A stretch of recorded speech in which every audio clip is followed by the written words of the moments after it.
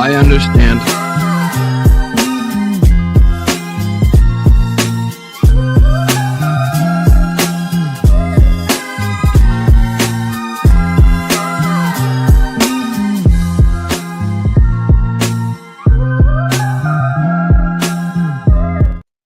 All right, let's go. Welcome to Blunt Politics, the political podcast where nuance goes to die, the truth gets a megaphone. I'm Boston Brian, your favorite political commentator, unless, you're easily offended or you believe Congress works on weekends, that type of stuff. But whether you're left, right, or just really, really confused, you know what? Grab your overpriced coffee, grab a beer, sit down, relax. It's good to see you guys again. I appreciate your patience. I appreciate you hanging in there with me while I missed a few shows. I don't even know how many I missed. I really don't. I couldn't even tell you. But it's good to see you. Let me know you can hear me. Let me know that you can see me. What's going on, guys? How are you? Do I look all right in these ridiculous $50 airport earphones? Because I don't really like having both ears covered normally, but we're going professional here. We're going professional. How's everybody doing? Tiff, thank you for being here. Appreciate your services. Who else we got fighting in the trenches? Jen, how are you? Thank you so much for being here. Appreciate you. Let's see. Teresa, what's going on? Stoneflower Dragon, Mr. Spark, Chris, Keller, what's going on? How are you guys? What up, Steve-O? Hi, Pam. How are you? What up, David? What up, Albert? Oh, look at fucking already? Let's go. All right, so we got a lot to talk about. Listen, I was gone for 7-8 days? I don't even know now, and I come back to complete chaos, right? Just absolute mayhem, tacos flying around. I don't even know what it represents. I was all confused, right? Elon's out. Now he's feuding with Elon. I mean, feuding with Trump. I don't know. The whole thing has just gone haywire since I've been gone, right? I come back, I land, I hear about I don't know, James Bond, Jason Bourne type Ukrainian strikes deep inside of Russia. Let's fucking go. I don't know. The whole thing's crazy. We'll be talking. I'll give you a little bit of the overall rundown of the trip because, as I'm sure, I hope you can understand, I'm still trying to work out what I can and cannot talk about. You can just obviously attest to the seriousness of the subject and keeping it safe. So I'll give you as much as I possibly can.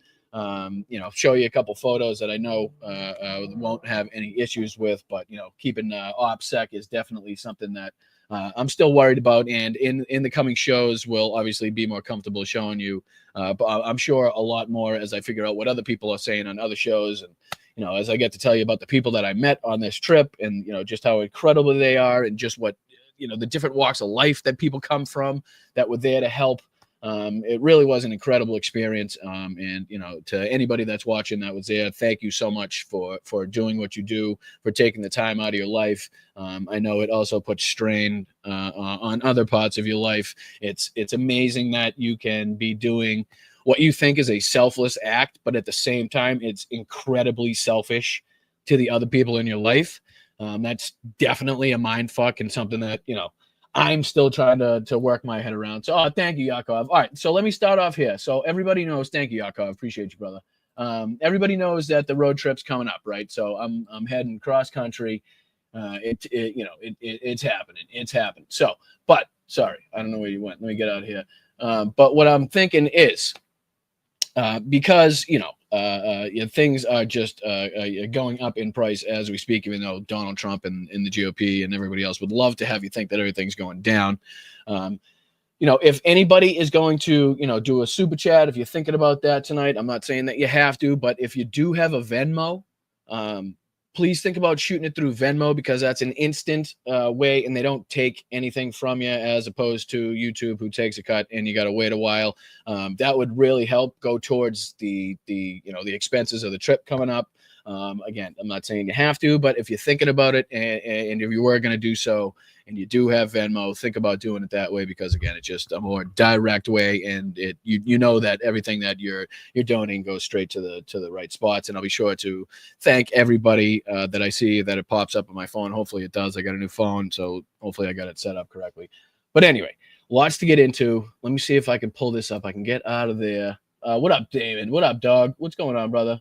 How's everybody doing? What's up, Zircon? Alley-oop? JD, what's going on? Moms, how are you, moms? Did I hear it was also Jenny Faye's birthday? Where's Jenny Faye? Is Jenny Faye in the house?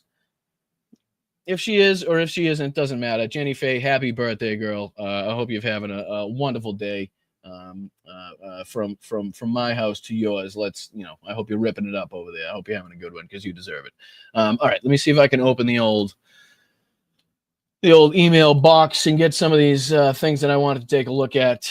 Let's see here. Let's see. It's funny too, because obviously we'll be taking a look at the drone strike. There's a good video going around on YouTube. I had a little over 2 million views at the time that I saw it. So obviously the secret's out. But the way in which Ukraine carried out these attacks, in the way that directly tied into my trip, the things I saw, the tours we took, is really something. It's incredible. It really is incredible. But we'll be taking a look at that. I love that Steve Bannon. Steve Bannon is now calling for Lindsey Graham to be arrested. I mean, again, I come back to just everything has been turned upside down, and I've been gone. I feel like less than a week, like less than 10 days, right? And come on. What else we got? We got Joanie Ernst. Joanie Ernst is telling everybody that we're going to die. Not to worry about it. If people get their health insurance and their medical coverage cut, and they're no longer able to get the care that they deserve and need to and require to stay alive, and they subsequently pass from that, then we're not to worry about that. Not only did she say that, but she followed that up with this ridiculous, sarcastic fucking video from a goddamn cemetery talking about the tooth fairy. It's mind-blowing that a representative in this country, somebody who is meant to uphold the Constitution and make sure that her constituents are afforded every right possible, and that so that the government does not impede upon those rights, or other entities impede upon those rights.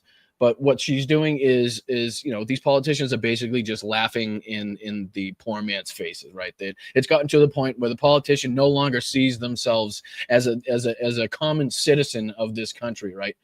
There are a few in there, sprinkle them in there. AOC, the Republicans love to rip on her because she was a bartender. I think that's one of the best qualities, because as a bartender myself, as an ex-waiter, server, you get to meet different people. You get to learn how to interact with different people differently, and how to get out of situations or into situations with different types of people and different personalities. You're stuck in that situation as a bartender. Your bar is your bar, right? The people at your bar are the people there. You can't just leave, go to another bar. If you don't like them, if they're a pain in the ass, if they're needy, whatever it is, you have to be able to deal with that person until they get their ass out of that seat. Same thing at the tables, at least at the tables, which is why I like serving with a bartender. At least at the tables, you can peace out, right? Oh yeah, I got to go grab something in the kitchen type thing. You can't do that really at the bar. So I tended to stay away from that, because every now and again, I'd like to say, I got to get the fuck out of here for a second, right? So we'll be taking a look at that. Obviously, Musk going after now Donald Trump's big, beautiful bill, right? Fox has something to say about the big, beautiful bill, and then we'll just kind of we'll freewheel it after that. But let's take a look at this drone attack video. Let me see if I can pull it. Let's see, yeah, I'm gonna do this. Christ, I feel like I haven't done this in forever. I feel like it's been forever. No, let me give it its own screen. Hold on. I'm gonna open this way. Open. Oh man, it's good to be. Oh, this means I'm not on my account, but that's okay. Let me share this and present. Share screen. Give you the good stuff. That's the good stuff. Back to here. Present video. Jeez, there's so many clicks in this goddamn thing. All right, how are we doing? This is good. This is good. Everybody can see. Sorry about the. Let me see if I can sign into my other account. Google account, switch account. This one, that'll work. Does it bring me to the same? Yes, let's go. All right, here we go. Sound on. Launching Let's roll. system This is, let me see, how Ukraine FPV drones truck attack happened. This is basically their, theoretical version of the attack and how it went down from, I'm assuming, insider knowledge. So this, again, at the time, this has almost 3 million views in 2 days. Ukrainian engineers designed a clever drone launching system disguised as ordinary wooden cabins mounted on the backs of cargo trucks. These mobile containers looked like simple rural sheds, but inside they held reinforced structures, hidden launch platforms, battery charging stations, and remote-controlled roof mechanisms. These designs allowed for the drones to be launched either vertically or at an angle, depending on their type. While built-in signal shielding helped them avoid early detection by Russian surveillance. Once these mobile silos were ready, Ukrainian intelligence operatives, possibly with the help of local sympathizers, moved them deep into Russian territory. The trucks were quietly driven into pre-selected sites near air bases, parked in places like forest, farms, or industrial areas where they blended into the landscape. They remained dormant for days or even weeks, with drones preloaded, charged, and waiting for the command to strike. When the time came, encrypted activation signals were sent remotely. The roof of the container slid open, the drones lifted off, some vertically. Others used ramps or compressed air launchers for a silent start. I mean, just Jason Bourne level, James Bond, Mission Impossible type shit. Like, again, you don't need drones that fly a lot of kilometers, a lot of clicks, if you can park the fucking drones next to the airfield. Like that tends to help a little bit with that whole, like, can we get a long range drone into this area? Like, if you could just drive the fucking trucks through the past the yes, okay, privet, like, and then just park the fucking thing next to the airfield, let it sit for a couple weeks, couple days. Like, that really cuts down on the need for long range drones. Just saying, one of the more in the fact that they didn't tell the United States, I love, which is exactly why Russia didn't see it coming, in my opinion. But just a plus on this attack. One of the more daring, technically involved, long lasting. This wasn't planned in the last couple days, couple weeks, couple months. I'm sure this has been in the works for some time. But yeah, let me make sure that you can hear this video. Obviously, I'll make it a little bigger for you guys so you can see. And we'll get into this right away. Stick around. Like I said, I'll be giving you a rough outline at some point in the show of my trip and what I saw and kind of the rough places that I've been, and again some of the side trips that I took while I had the small amount of time, because like I said, everything was structured in this trip from like 8 a.m. 7 a.m. to 9 a.m. 9 a.m. to that type of thing. It was that. So when you're going from one city to another, one country to another, one objective to another, it's hard to even digest what you're doing, right? Because it's just like, okay, I just did that. What now? I got to do this, right? So it's like you don't even get time to reflect upon what you did. So in the coming days, everybody kind of said the same thing on the trip. The fine people, like I said, before I get too deep into this, let me thank a couple people right off the bat. Right, first and foremost, Mel, thank you so much.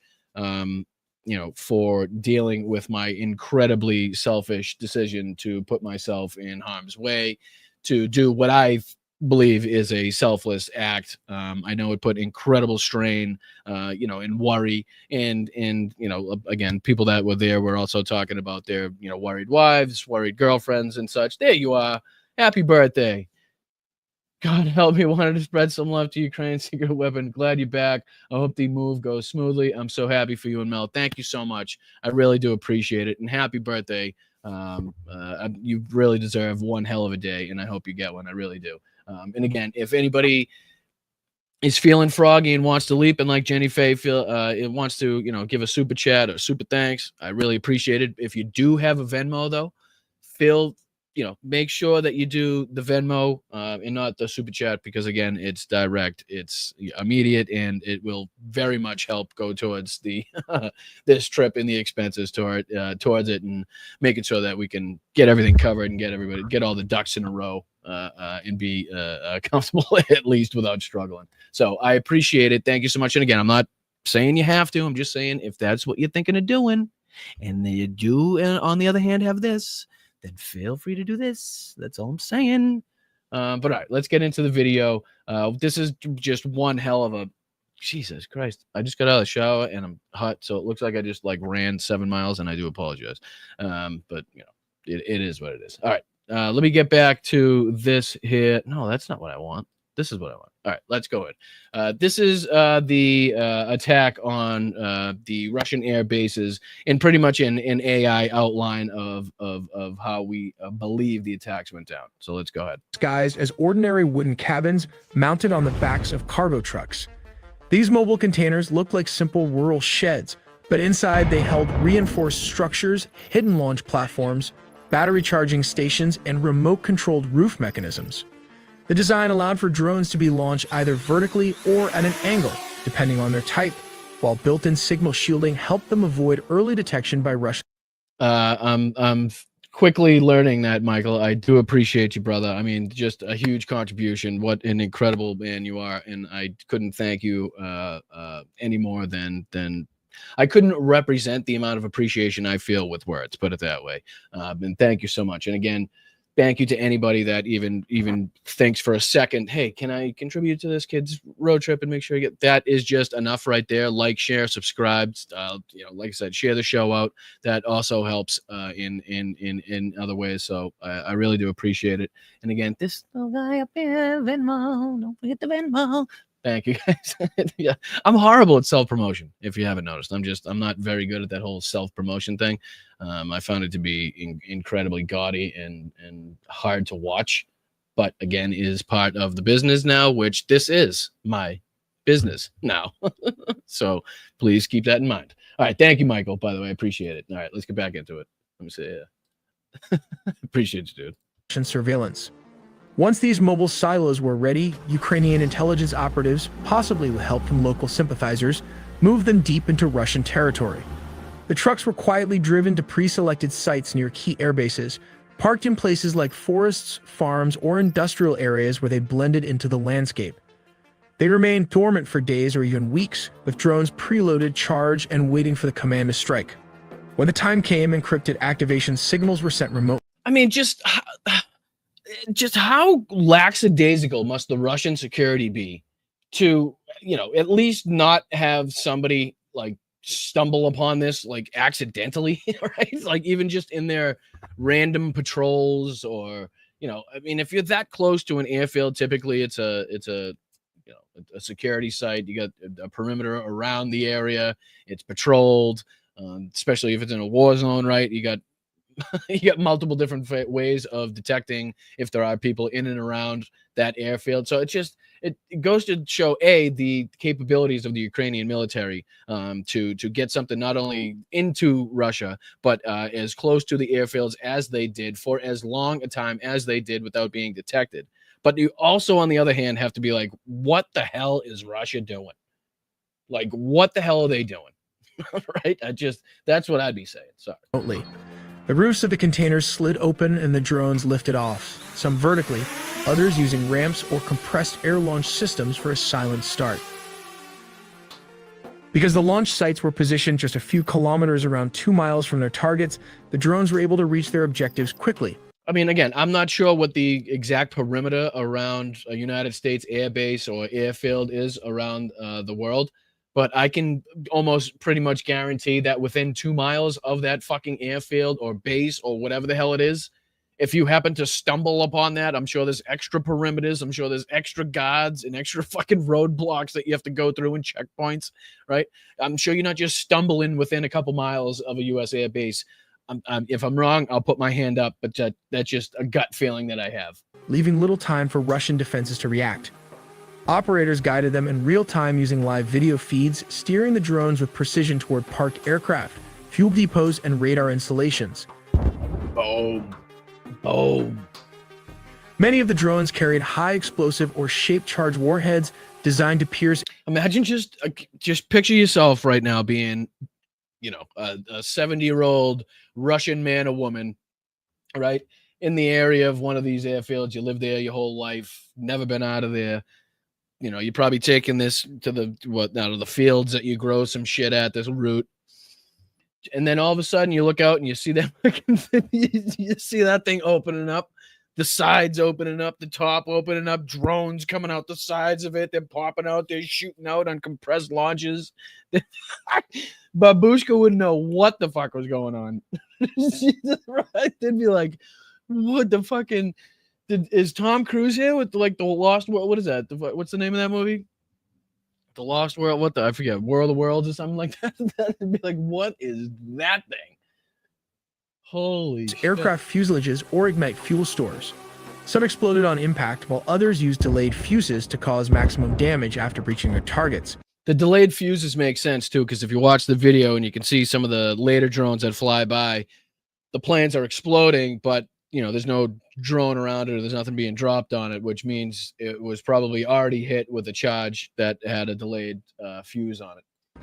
The operation was more than just a tactical win. It highlighted the growing sophistication of drone warfare and Ukraine's ability to strike deep inside Russian territory. In total, 117 drones were launched in a highly coordinated attack that hit at least 5 major air bases. Among the targets were strategic bombers, including aircraft Russia no longer manufactures, making their loss even more significant. $7 billion of equipment they no longer produce, right? That is just not going to be easily reproduced in Russia at this time, right? You just can't just pop out another one of these strategic bombers, right? You know, especially when they got everything going towards artillery shells and things of that such. But yeah, I mean, $7 billion. I don't know if they talk about how much they estimate the Ukrainians spent on their side of the mission. I can guarantee you it wasn't $7 billion, right? So one thing we talked about on our trip is the Ukrainians' ability to not only adapt on the battlefield, but to also use cheap, inexpensive drones, you know, put together attacks that don't cost a lot, but also take out a huge, like an exponential number of what the attack actually costs. So if you can take out $7 billion worth of Russian planes and tanks and, you know, equipment and ammunition and whatever with spending, I don't know, a couple $100,000, say something like that, and you can make this and repeat this step, you got yourself a sample, a little fucking recipe for success there. In which that's what the Ukrainians and, you know, in the military and also the private defense contractors are hard at work at right now. I can tell you firsthand, trying to develop this software, trying to detach themselves from the need of Chinese parts and equipment. You know, trying to make it so that everything is made in-house, produced in-house, manufactured in-house in Ukraine, so they can be 100% sure of its reliability, 100% sure of its, you know, its systems being, how you say, I don't know, so how you say, I'm still talking like I'm in friggin' Europe. I really am. I gotta get a grip, Ray. I gotta get a grip. I gotta get a grip. I knew that was gonna happen too. You tend to try to, you know, mimic the way they talk, but in English, and think that helps, like absolute morons, right? Oh yes, and I was getting laughed at. I did my best with the Ukrainian. I did my best. Dobry day. I tried my best. It helped a little bit. It did help a little bit. So shout out to Duolingo. Shout out to Duolingo. All right, there we go. These are the area where Ukraine struck 34% of Russia's strategic bomber fleet. Ukraine targeted strategic nuclear bombers at the Belaya Air Base in Siberia. Other key military installations. Siberia. Get that through your skulls. Get that through. Look at, okay, Ukraine's highlighted here. Hold on. Ukraine highlighted here. The strikes over fucking here. I mean, what are we talking about? This is not just like getting a couple trucks across the border and parking them at one of the airfields near the front line. This is getting deep. This is like getting rectal exam deep inside Russia, which is why this was so painful for Russia, because we all know what their stance is on LGBTQIA rights. So they definitely don't like being bent over like they've been bent over in this mission. So, I mean, just get that through your skulls, because everybody, we all know the size of Russia, right? We're all very aware that Russia is a vast, I mean, even Ukraine is a vast, vast space, right? You know, if I'm, you know, when I get the okay, or if I see a couple of mundane videos in here, I'll show you just, you know, the miles of Ukrainian countryside that went by as we went on, that were on the train, and how beautiful the Ukrainian sunsets were. That's something that I will definitely remember. But I'm getting off topic. But just let's understand and let's put in perspective just how deep inside Russia these strikes were. I just want to convey that to you, that these were not just like a couple hundred miles over the border type of deals. Stations also came under attack, including the Ivanovo Air Base northeast of Moscow and the Dyagilevo Air Base south of the capital. A massive explosion rocked the Arctic city of Severomorsk, home to Russia's largest fleet of nuclear submarines. Ukraine also struck the Olenya Guba naval base in the Murmansk region. Reaching as far as Siberia, the operation inflicted serious damage, reportedly destroying or Tu-95s, Tu-22s. I mean, look at where we're talking about here. We're talking about Tambov Oblast, right? I mean, what? Just these Russians must have been like, what the fuck was going? What the hell is that? How? What? It must have taken them so long to be like, is that Ukrainians? Like, what the fuck what are they doing here? Oh, I wish I had the looks. I wish I had the looks on the faces, the cameras. There's got to be at least one being like, what the fuck? disabling a significant portion of Russia's strategic bomber fleet. The strike marked a turning point, not only in the conflict itself, but in the evolution of drone warfare on the modern battlefield. Among the high-priority targets were the Tu-95 and Tu-22 strategic bombers, aircraft frequently used by Russia to launch cruise missile attacks deep into Ukrainian territory. Not anymore. The A-50 airborne early warning and control aircraft, vital for coordinating Russian air operations and detecting incoming threats, were also targeted. According to Ukrainian sources, the impact of the strike was substantial. More than 40 aircraft were reportedly hit. While some were completely destroyed in the explosions, others suffered significant damage, rendering them inoperable. I still get a kick out of the tires on the wings. I do. I still just get a real kick out of the tires on the wings, and I don't know if like the whole thing is like it's supposed to deflect. If something were to hit it, it's supposed to deflect that. You know how the Russians put, like, you'll all see them, they'll put the spare tires and the empty tires on the wings. Why? I didn't seem to help. Didn't seem to help in this one, I can tell you that much. For extended periods. There are reports suggesting that Ukraine may have been using fiber optic control systems, which are immune to electronic warfare jamming. At the front of the drone is a... But on the flip side, just to keep it grounded, also a problem on the Russian side. So, you know, something that we talked about on the trip, the defense of anything fiber optic. It's like, you know, unless you got a really long pair of scissors, you know, it's a scary thing. It really is. I mean, just in some of the demonstrations that we saw, you know, I kind of closed my eyes, and just to hear the FPV drone flying, you know, going out, you could hear it when it was far away, and then to hear it come zooming in and zooming past you, and then, you know, back again, and to see how fast they are, you know, on the ground like that, and to think if you're being chased and there's, you know, the cameras on it are unbelievable, the gun mounted, you know, remote control. I mean, the whole thing is just, it's really far more advanced than we believe it to be. And again, it would be very prudent of the United States military to be side by side with the Ukrainian military, developing this stuff and getting the funds that the Ukrainians need so desperately to produce these things on a mass scale to help the people and the soldiers on the front lines, because that's all they need. They have the brains, they have the determination. They definitely have the ability. I can tell you that firsthand. I mean, some of the most brilliant minds Some of the most intelligent people that I've ever talked to, I talked to on this trip, and are doing their best to develop the systems that they need to make sure that the men and women on the front lines have what they need when they need it to be able to either defeat what's coming in from Russia, or to be able to go on the offensive and destroy Russians on their own.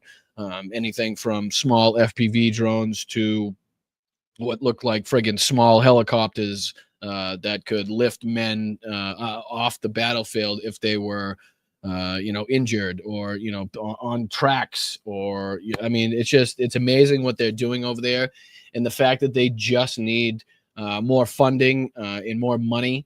And again, if anybody in the audience has a whale in their family, or if there's a whale sitting out there right now watching this that has the ability to put a substantial amount behind a good cause, and something that you could watch in action take effect, please spread the word, because there are absolutely organizations out there, such as the Humanitarian convoy that I was on, that are out there and would be more than happy to accept such funds to go towards the delivering of more aid vehicles, medical equipment, things as mundane as bug spray, like we delivered on this trip, the medical equipment we delivered on this trip, the ambulance we delivered on this trip, the trucks we delivered on this trip, the backpacks, the gear, everything goes a long way over there. And when you can hand it off face to face with a Ukrainian soldier that is really more appreciative than he should be of receiving these things, because of the lack of assistance I feel like the United States has given. As good as much as we have done, we are capable of doing so much more. We as a country should and could be doing a lot more to be helping not only the government, the people of Ukraine, but also the military, help them in their fight against what is a life and death struggle against people that do want to come in there and do them harm. They want to come in there and harm them, and steal their land, and steal their house, and steal their toilets, and steal their fucking dishwashers. This is not some game that they're playing over there. This is everyday life and death situations.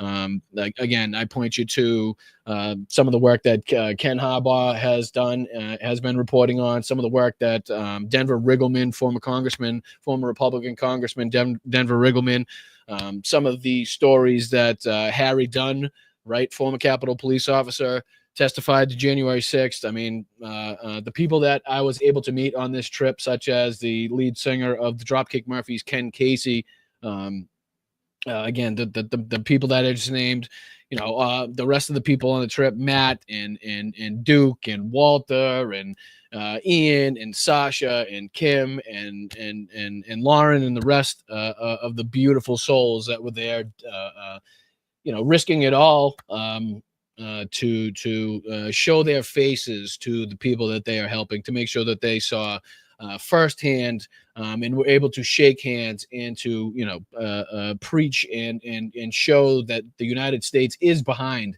the people of the United States are behind the people of Ukraine, even though we should be doing more.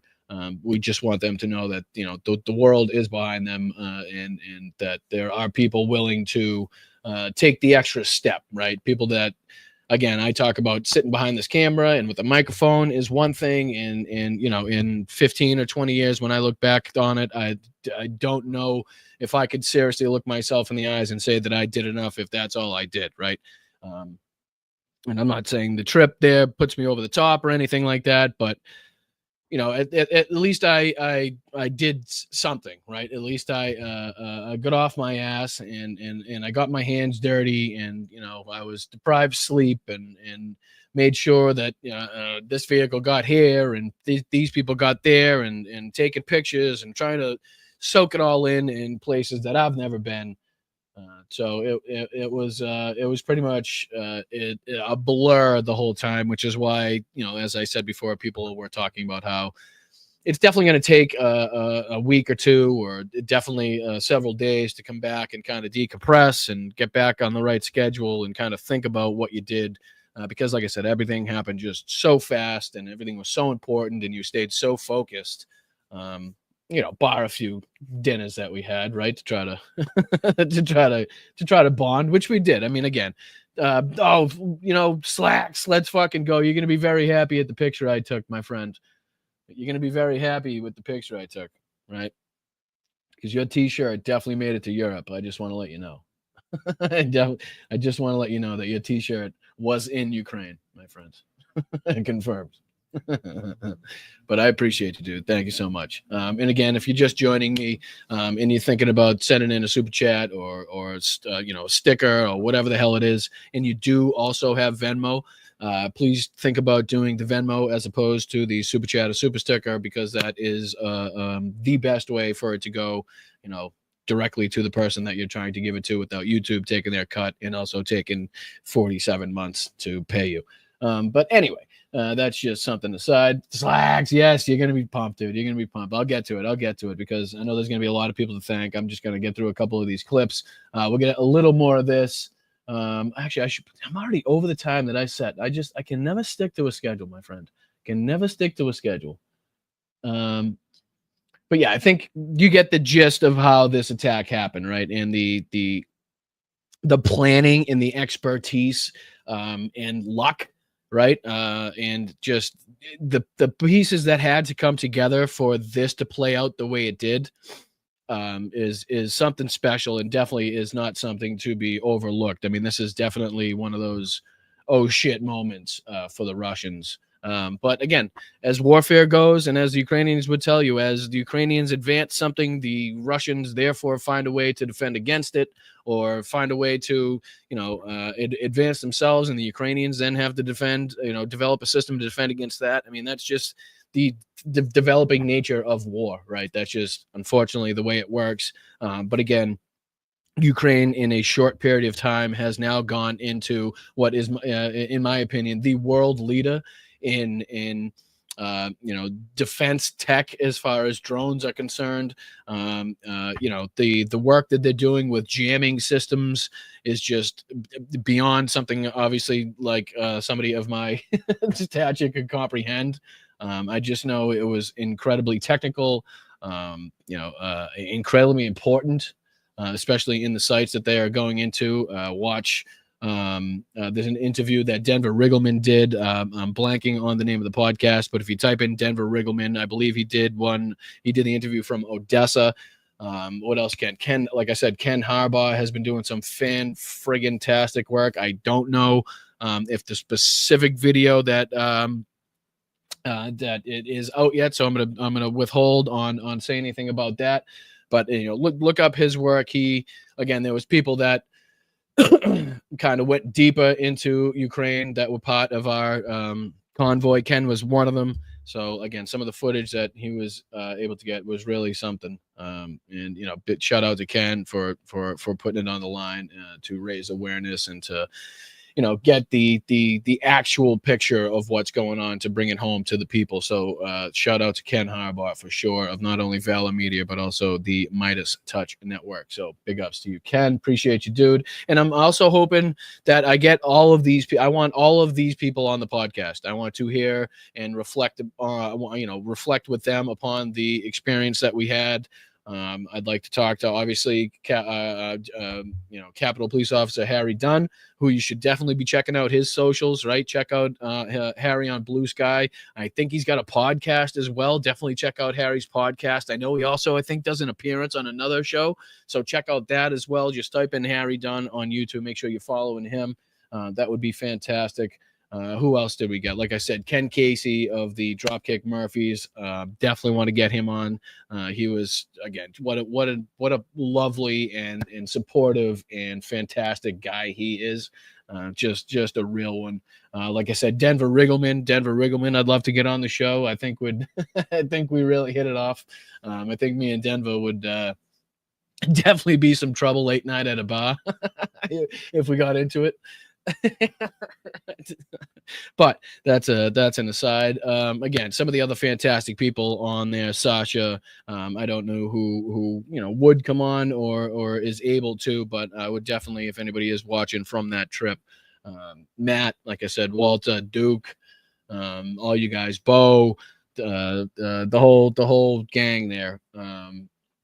The Finns, any of the Finns that want to come on, the fantastic people from Finland that want to come on, that would be fantastic as well. But again, I don't know who can or would or should, so I'll leave that up to them. But how fantastic would it be to have Harry Dunn on the podcast? I mean, are we shitting me? Are we shitting me? And this little show that could, Harry Dunn from, I mean, come on, right? Ken Casey, Dropkick Murphys. I get the drops. Right? For Christ's sake, tell me I got him still, so I don't look like an asshole. Don't I have it? Let's see here. I know I do have him somewhere, but I just might not have one of them on here. Well, we'll find one. Because I know I got about 17 of them, but it's an ever-revolving door of drops here. So maybe it's definitely not this one. In the hell was that all about? No, wasn't that one. Let's see here. Definitely could have been this one. You'll have a group of Venezuelan killers, street gangs, occupying the town with MK-47s. I hate the MK-47s. You know what? I didn't see many MK-47s on my trip, but I did see some AK-47s. I can tell you that much. All right, let's continue on with the shenanigans. Bring me back. Hi, guys. How are you? Make sure you hit the like button, subscribe to the channel. Hi to everybody. I appreciate you guys, again, being patient. I hadn't missed a show the whole time up until then, but the streak had to end sometime, and I appreciate you guys sticking around. So, again, if you're thinking about doing a super chat, super thanks, and you also have the Venmo app, please, even though it's on this side, not the other side. No, one day, remember that. Think about doing it that way because, again, that is the most direct way. And, again, it will go directly towards the road trip that I am embarking upon very, very soon. So thank you for that. All right, let's get into the next a little bit of shit. Again, so much happened. I feel like I was gone for 7 years, but also 7 seconds at the same time. Does that make sense to anybody who's traveled a long way in a short period of time? Like talking about trains, planes, and automobiles, my friends. Like I was in it all.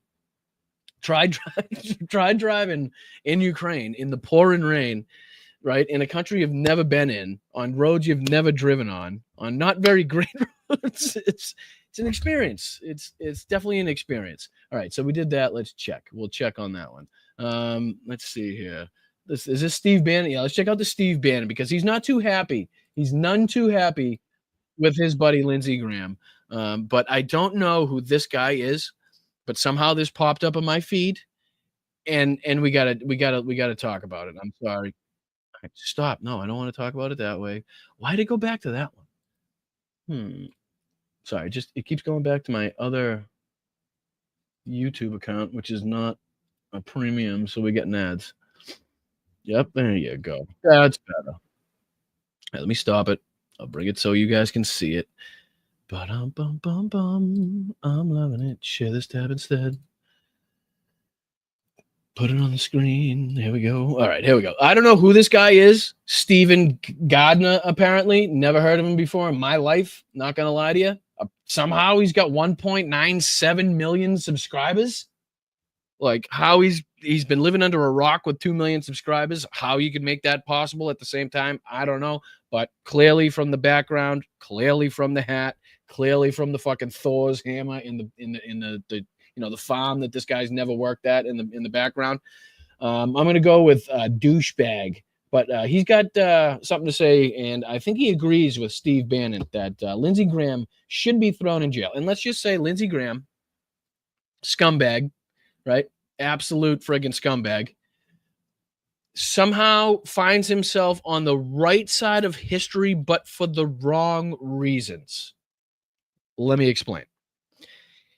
He's on the right side of history because he's on the side of Ukraine, right? He is very vocal about that. He, even spoke up recently to speak for Donald Trump himself as to what might happen.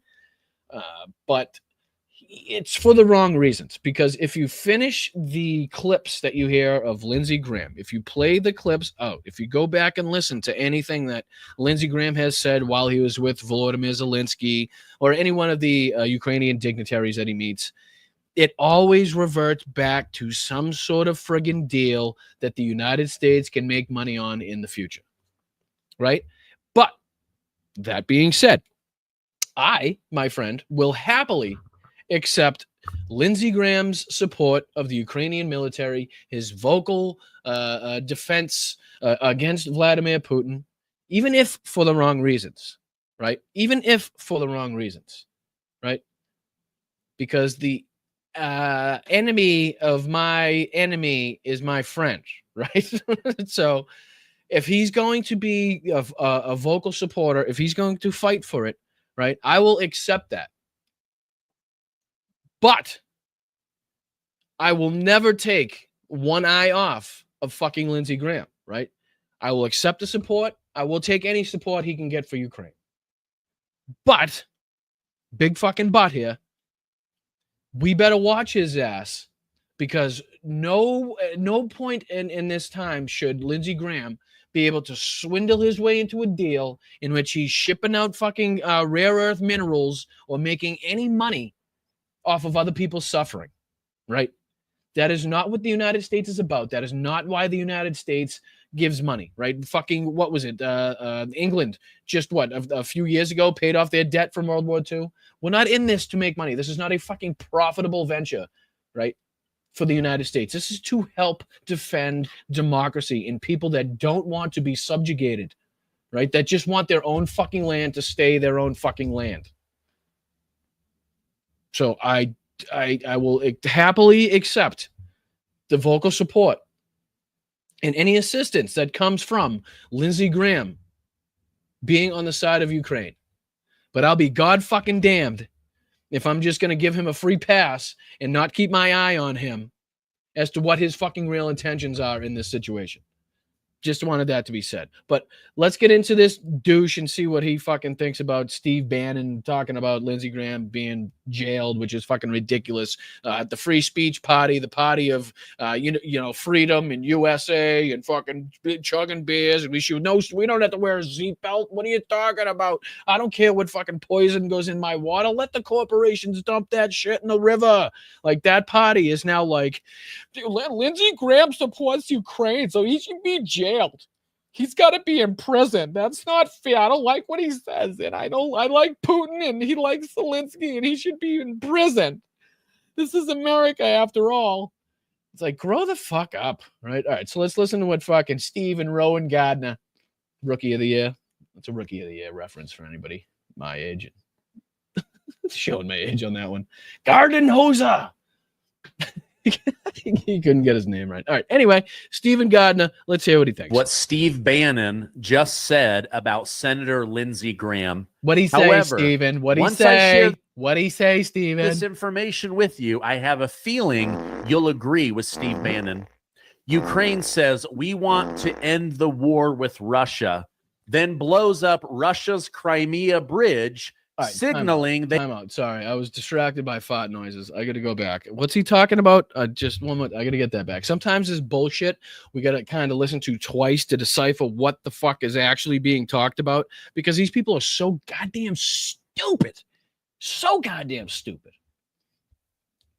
The fucking Chinese material in that hat is leaking into your bloodstream, brother. Take it off. Steve Bannon just said about Senator Lindsey Graham. Hit me. What do you say? Hit me. However, once I share this information with you, I have a feeling you'll agree with Steve Bannon. We're gonna agree with Steve Bannon, Mr. Put him in jail, even though I was arrested on a Chinese billionaire's yacht for stealing money from Americans to build a wall that was never actually really fucking built. Yeah, that guy. Okay. All right. Ukraine says we want to end the war with Russia. See, that's not really how it fucking works. It's actually not on the Ukrainians to end this war, you stupid bastard. Right? It's not on the people being attacked to be like, yes, we want to end this. No fucking shit. They want to end this fucking war. They don't want to be attacked, you stupid motherfucker. What? It's the people. You don't talk. You don't look to the people being attacked. Me, hey, do you want to end this? What do you think they're gonna say? No. Yes, they want to fucking end it, but they're not going to give up their land. They're not going to give up their freedom. They're not going to give up their whole fucking sovereignty in order to make that happen. That's the whole fucking point, douchebag. Sorry. Then blows up Russia's Crimea bridge, signaling they definitely don't want to end the war. No, signaling they definitely do, because they want to cripple the enemy's ability to continue to attack them. This isn't that fucking hard, meathead.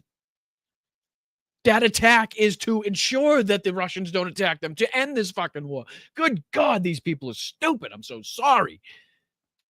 Like, it's not that fucking difficult. I am no fucking Einstein, not even remotely so. So if I can fucking grasp this, dude, Steven, look at me, Steven.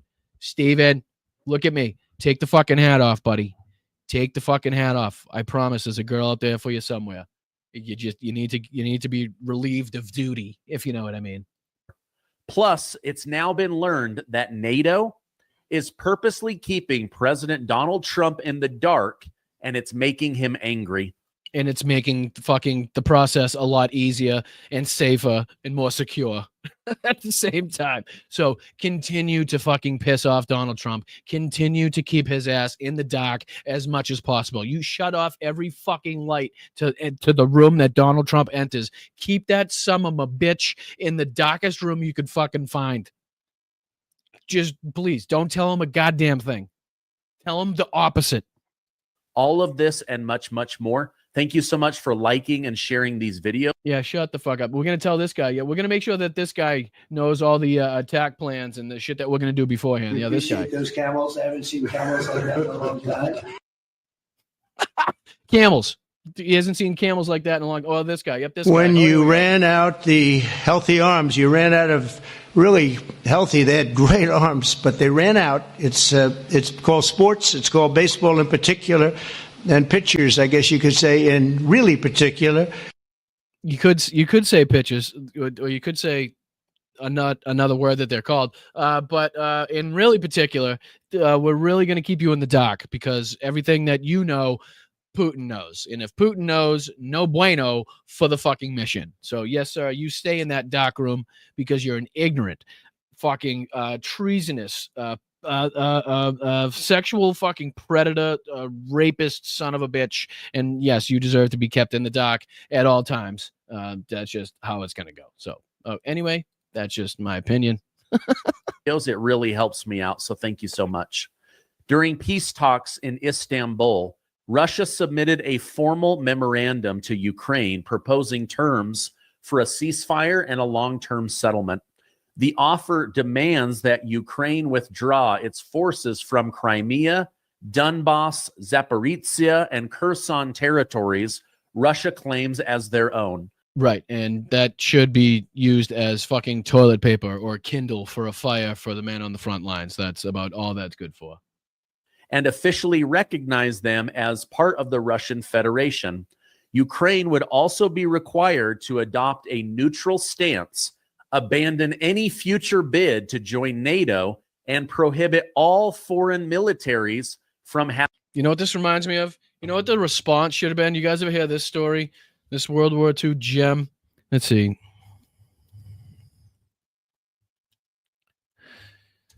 This is what the... yeah, General McAuliffe, that's who it was. This is the story of... General McAuliffe, Anthony Clement Nuts McAuliffe, right? Who he's known better as now. But let's see if I can just get a picture of the. Is this it right here? Maybe this is it. All right, let me see if I can share this tab instead. Can you guys see this? Let me see. Hold on. Let me see if I can make it a little bigger. Is there a way to make it bigger? Oh, there is a little bit. All right. So, to the USA commander of the encircled town of Bastogne, right? The fortune of war is changing. This time, the USA forces in and near Bastogne have been encircled by strong German armored units. More German armored units have crossed the River Gurth near Oterville, have taken Mers and reached Saint Hubert by passing through Onfray-Cibré-Tillet, Libermont, is in German hands. This is the only possibility to save the encircled USA troops from total annihilation. That is the honorable surrender of the encircled town. In order to think it over, of a term of 2 hours will be granted, beginning with the presentation of this note. If this proposal should be rejected by one German artillery, what's it say? One German artillery corps and 6 heavy AA battaglia are ready to annihilate the USA troops in and near Bastogne. The order for firing will be given immediately after this 2 hours term. All the serious civilian losses caused by this artillery fire would not correspond with the well-known American humanity, the German commander. The response to that by the American commander was just one word. He said nuts. just nuts. The German commander must have been like, what the fuck? The fuck does that mean? Basically, it means, hell no, we ain't going to surrender, you son of a bitch. I don't care how encircled you think we are. That's just what I think the response, I think it would have been an appropriate response. So that was just my little side story. All right, let's continue. Having military bases on Ukraine's soil. Other conditions include the demilitarization of Ukraine, strict limits, protection, 30-day ceasefire, and say they want the war to end. However, we know that isn't true, right? Actions speak louder than words. Right. So you must submit, woman. You do not rape. You do not want that rape to stop until you just submit and let it happen. You cannot fight back against that man that is sexually assaulting you. You cannot fight back against that man that is attacking you. No. That means you do not want peace. That means you do not want your freedom. What you need to do is lay back, woman. Just lay there and take it. Right? Let it happen, and then peace will come much quicker. You may be, mentally scarred and physically scarred for the rest of your life, and have to deal with therapy and traumatic situations, and like groups of people, not being able to deal with that for the rest of your life. But again, the peace for the guy, so to speak. All right, so the peace doesn't come for you ever, really. But what you should do is submit. That's what this guy wants you to believe. That's what he would do. That's what he would want the woman to do in a sexual assault situation. Or if you saw, some poor man or woman being assaulted on the street, just let it happen. Let it happen, buddy. You'll be safe after. Let him punch you. As we say in America. So Ukraine, to their credit, just pulled off another big military move in their never-ending war saga by blowing up a section of the Crimean Russian bridge. Now, this isn't just any bridge. It's the Kerch Bridge, Russia's prized connection from Russia to Crimea, which was built under Putin in 2014. This was also the bridge that was blown up about 2 years ago by a bomb being detonated within a large van. Ukraine's Secret Service planted underwater explosives several months ago in a military operation that was nearly impossible to pull off. Oh. I love it. I love hearing them be like nearly impossible to pull off as they're explaining how it was pulled off. Just fucking fantastic. Oh, wait. They also did this when they blew up the Nord Stream pipeline and then blamed it on Russia. Stop. Again, everybody loves to say the Ukrainians did that because a Ukrainian did that. That does not mean the Ukrainians did that. Let's just fucking get that straight right off the bat. I don't think anything has ever come to fruition to say that the Ukrainian military was behind that. But, what is this douchebag known again? If I'm wrong, throw it in the chat. There's been severe damage done. But here's the thing. This isn't about ending the war. It's just the opposite. Just a few days ago, Ukraine launched a secret mission of drones to take out 1/3 of the Russian Air Force. They sure fucking did, buddy. They sure fucking did. Right? That feeling you get when your asshole just clenched up trying to talk about that? Oh, yes, that good. Keep clenching. They blew up planes and bridges and bombers and tanks. This is not what you do when you want peace.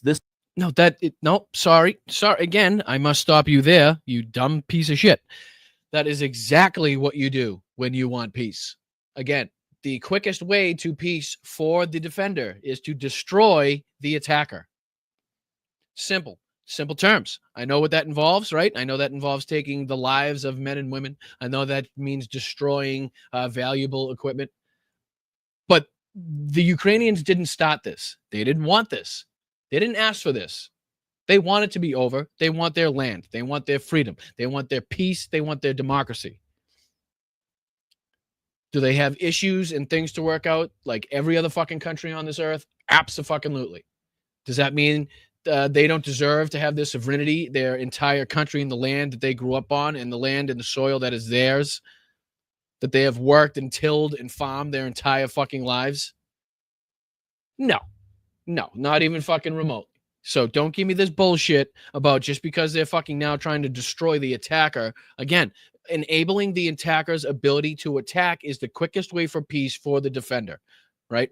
For the person that is being attacked, if you can thus destroy the attacker, you have thus come out victorious in that situation, thus regaining your peace.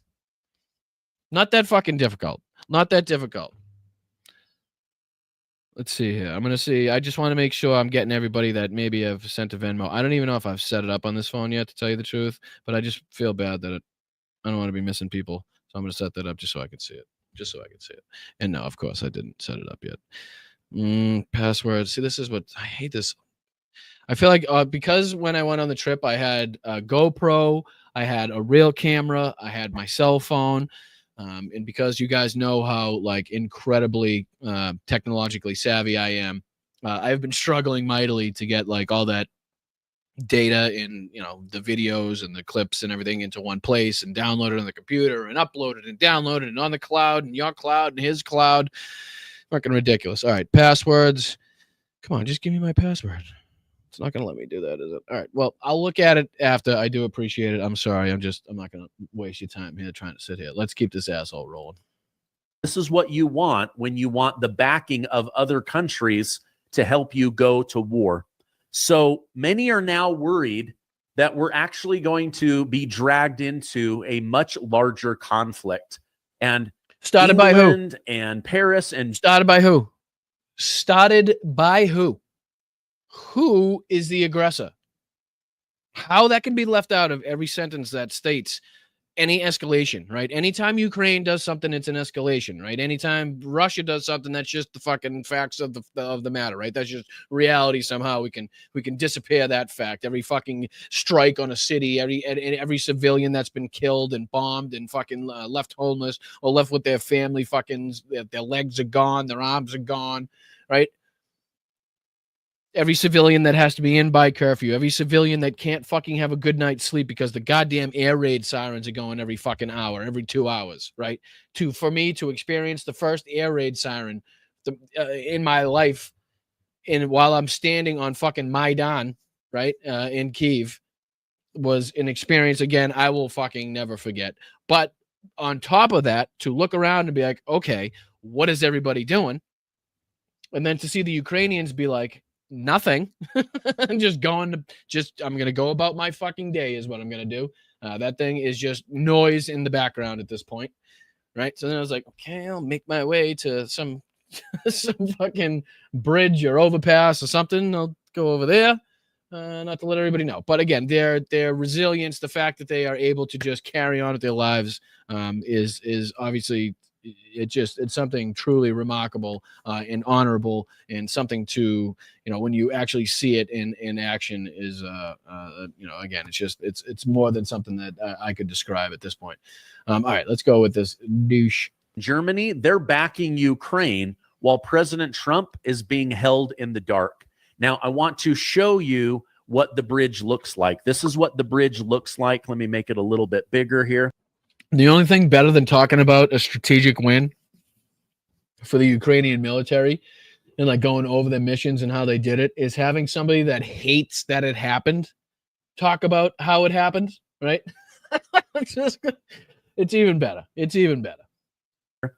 And this is a picture of the bridge. It has these pylons that are buried very, very deep into the ocean there.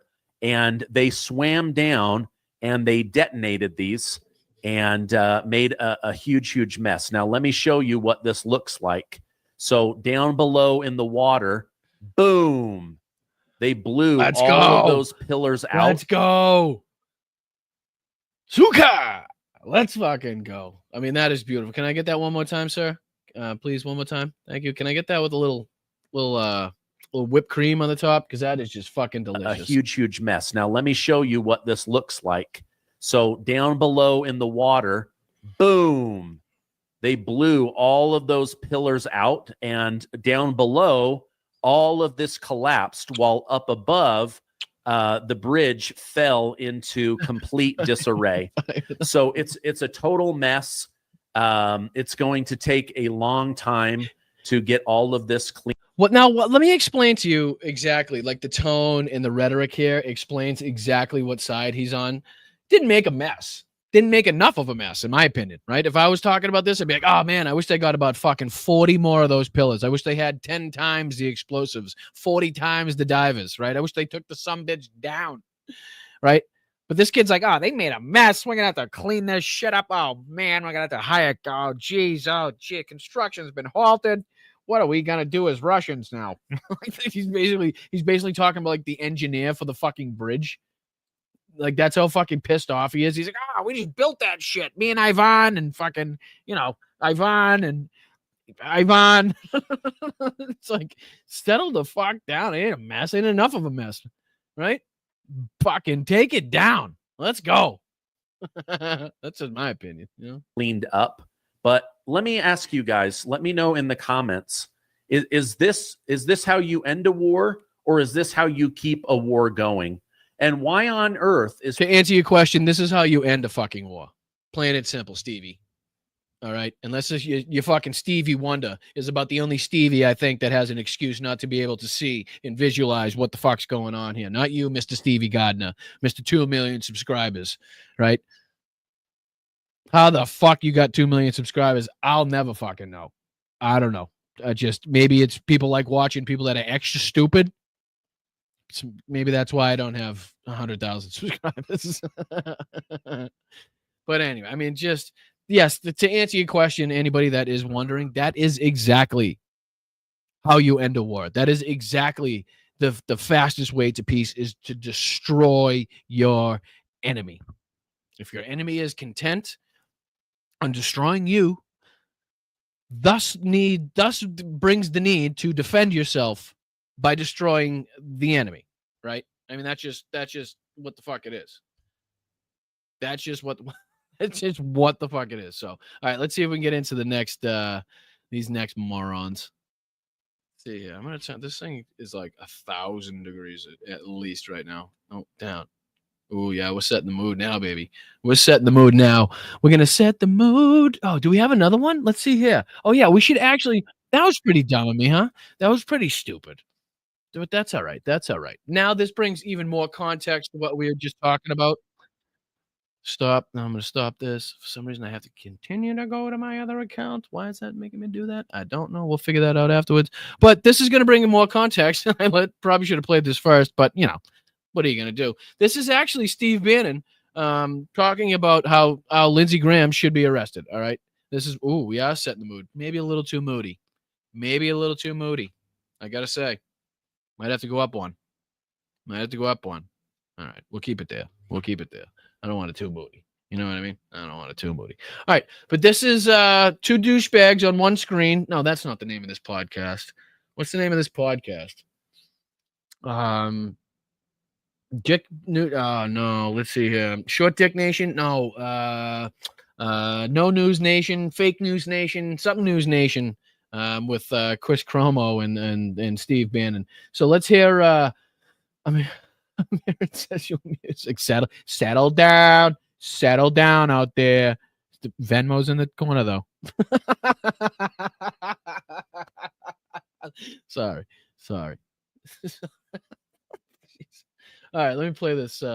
This is Steve Bannon, I think, on his, like I said, his take on Lindsey Graham, and Lindsey Graham's defense, at least rhetorically, of Ukraine. So let's see what he has to say here. Nope, I don't want you. I want, this guy, and maybe some sound. Attack inside of Russia. Bannon spoke out and said, hey, Senator Lindsey Graham went over there and said, we're going to come really hard against Russia. He should shut up. Maybe he should be jailed if he doesn't shut up. I want to understand why he would say that as such a respecter of democracy. The host of The War Room is Steve Bannon and joins us. Thank you for joining me. Do you share my concern at home about fundamentalism and the need to make it a top priority? Chris, not only do I share it, I think you remember in the Trump first term, it was Stephen Miller and myself working with the president that had the travel ban to stop all the radical assaults we'd had during. See, this must be the long clip, so forgive me if I skip through a little to get to the part where he talks about Obama's administration. Opponents over this top. Oh, no, I'm not. Hold on a second, because this matters to me too much. I lost too many of my friends and people on 9/11 for you to call me a convert, okay? I went over there and covered up as more to be a main having our change or remove UAE has Trump as the administrative state, one of the big designate somebody a terror organization. I wonder why you don't go all in on this issue. One is Judeo-Christian. One of the things he's saying. Steve, and Kegel and the Todd Bensman, who just joined the administration, reporting mass deportations. It's a revelation to you. I hate when they do this. They label the video one thing, and it's literally it's buried in the video. But it's always good to have more reach to the way. Why you went after Senator Graham? He said all right, here we go. He's going to sanction Russia more. The Senate's going to do it, bipartisan. They got like 80 senators together on this. You say what he's doing is wrong, and that it could be a jailable offense. How so? Chris, we're being sucked into a kinetic third world war right now that's going to dwarf the 20th century's First and Second World War. And inexorably, we've been drawn in every day what the Ukrainians did. And what the White House has said is that they never got a heads up. Good. Thank God. Appreciate it. You know, it's smart thinking. It's about time somebody fucking used their head and was like, you know what, we should really cut those morons in the United States intelligence, not the intelligence officers. Who knows who Trump's got in there, but at least the the top of our government. Let's not let them know, please, anything that's going on. Can we please keep OPSEC? It's about the only way we're going to keep OPSEC on this situation, this mission, is to not have these guys know. They attacked part of the strategic triad of the Russians. This is something Curtis LeMay would never think of. Well, shut the fuck up, Curtis LeMay. You're talking about Mr. fucking low-level bombing, right, Curtis LeMay? Isn't Curtis LeMay the one? Hold on. Curtis fucking... Jesus Christ. I know he was RAF, right? Curtis LeMay, and I believe he was known for organizing and training the 305th Bombardment Group in 1942 in Leg Organization to combat in European theater. He developed the formation procedures and bombing techniques that were used by B-17 bombers units throughout the European theater of operations. Let's see, without getting too further into it, dedicated birth, as I say, it did much more. He was either responsible for the big wing, which was, the grouping of the airplanes before they went to go strike the target, or it was the, the firebombing, the change to low-level firebombing as opposed to a high-level strategic bombing.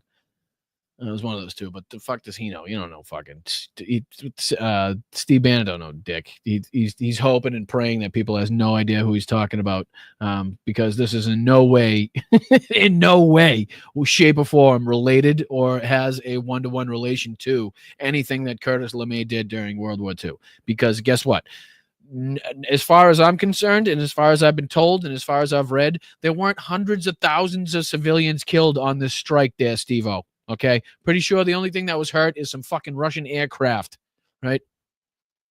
Pretty sure they weren't just going firebombing Russian cities and Russian villages, right? So the fact that you're trying to bring up what the Allies and the RAF did in World War II out of necessity, most of the time frowned upon and called out as far as being over the top, as far as taking out civilians and such. But that's obviously another conversation for another day. But in no way was this Ukrainian strategic attack on Russian air bases linked or related to any civilian deaths whatsoever. So cut the shit, Steve-O.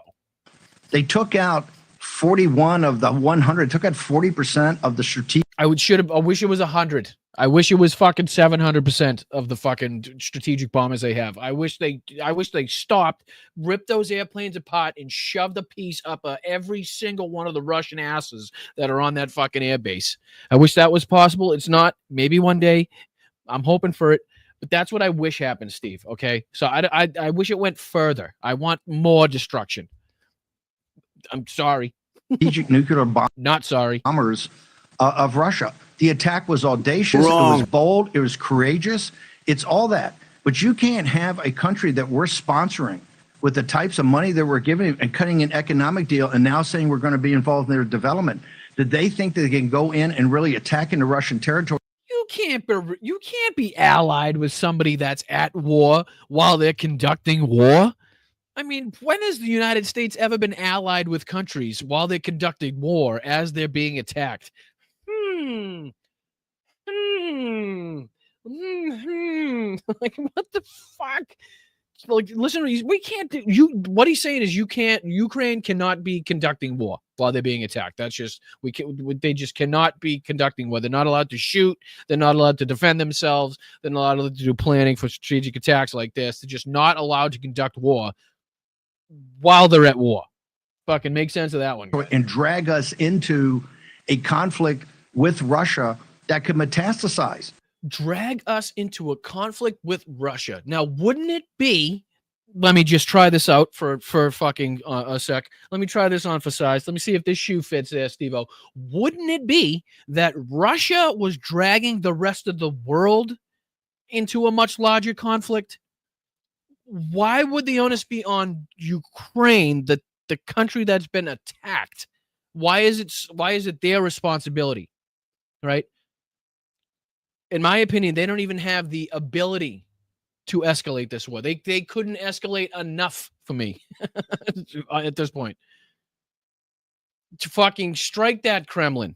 Fucking send a missile right through one of them fucking top balcony windows. Blow that bitch up. All the military bases, every plane, every truck, wire it somehow like Elon can fucking shut down his Cybertruck. Just fucking flick a switch and that whole son of a bitch goes up. That's what I want. So, I mean, just if anybody wants to at me, Steve-O, if you want to talk about it, I'll be happy to talk about it. But more más destrucciones, por favor.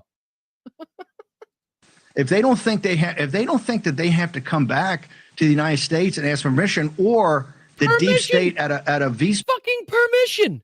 Fuck you, Steve. Fuck you. All right. Do I have something in him? Do I have a fuck you in here?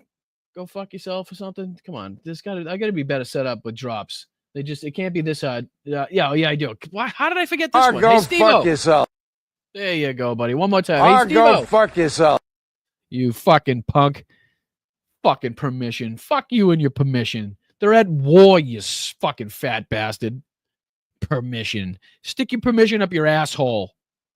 They don't need your permission to do shit, Sherlock. Get the fuck out of here. Permission.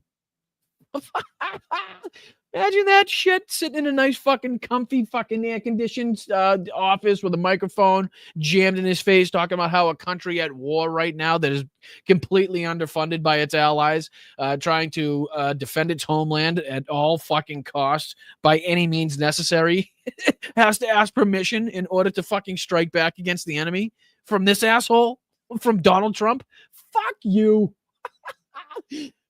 Biden, which the New York Times reported, is the German and American intelligence community are running this war. One of two things, we got to get to the bottom of this truth, that we are being sucked into a conflict. Steve, hold on. I got your permission. I got your permission right here, you fucking prick. Like with the Chinese Communist Party and with Russia, that we're not going to be able to turn around. And tonight in Korea, or today in Korea, right now, they're voting. And it looks like we could lose South Korea to a Chinese Communist Party backed party in Korea. People are not. Again, I mean, so of course Ukraine should not be able to strike inside of Russia because of China and Taiwan. Steve-O, you've lost the plot here. I know you won in your battle against Elon Musk. You finally saw his ass out the door. And now he's trying to do everything possible to get his revenge on the Trump campaign. Seems like to me, at least. Why don't we actually get to that? Because we don't have a ton of time left. I wanted to save some time to thank you people, see if I can actually get into my Venmo and make sure I thank everybody. If not, at the end of it. Not now, but if I somehow can't get into it, just drop a chat in there if you did send a Venmo. Not this second, but when we go over it. But yeah, let's get into Elon Musk and Fox kind of tearing into Donald Trump's big, bold, beautiful bill. We'll get into that. We'll have to skip Joanie Ernst unless we have some time. Shut up. Every time I gotta open this. Now I'm gonna have to switch to my account. Somehow we're gonna have to fix this. I think I have to sign into my other account. I'm not sure how that works. This is not how it's been done. All right, so let me make sure you guys can see this. All right, yes, you can. And then let me go here. All right, so this is Musk versus Trump. Musk slams disgusting Trump-backed spending bill.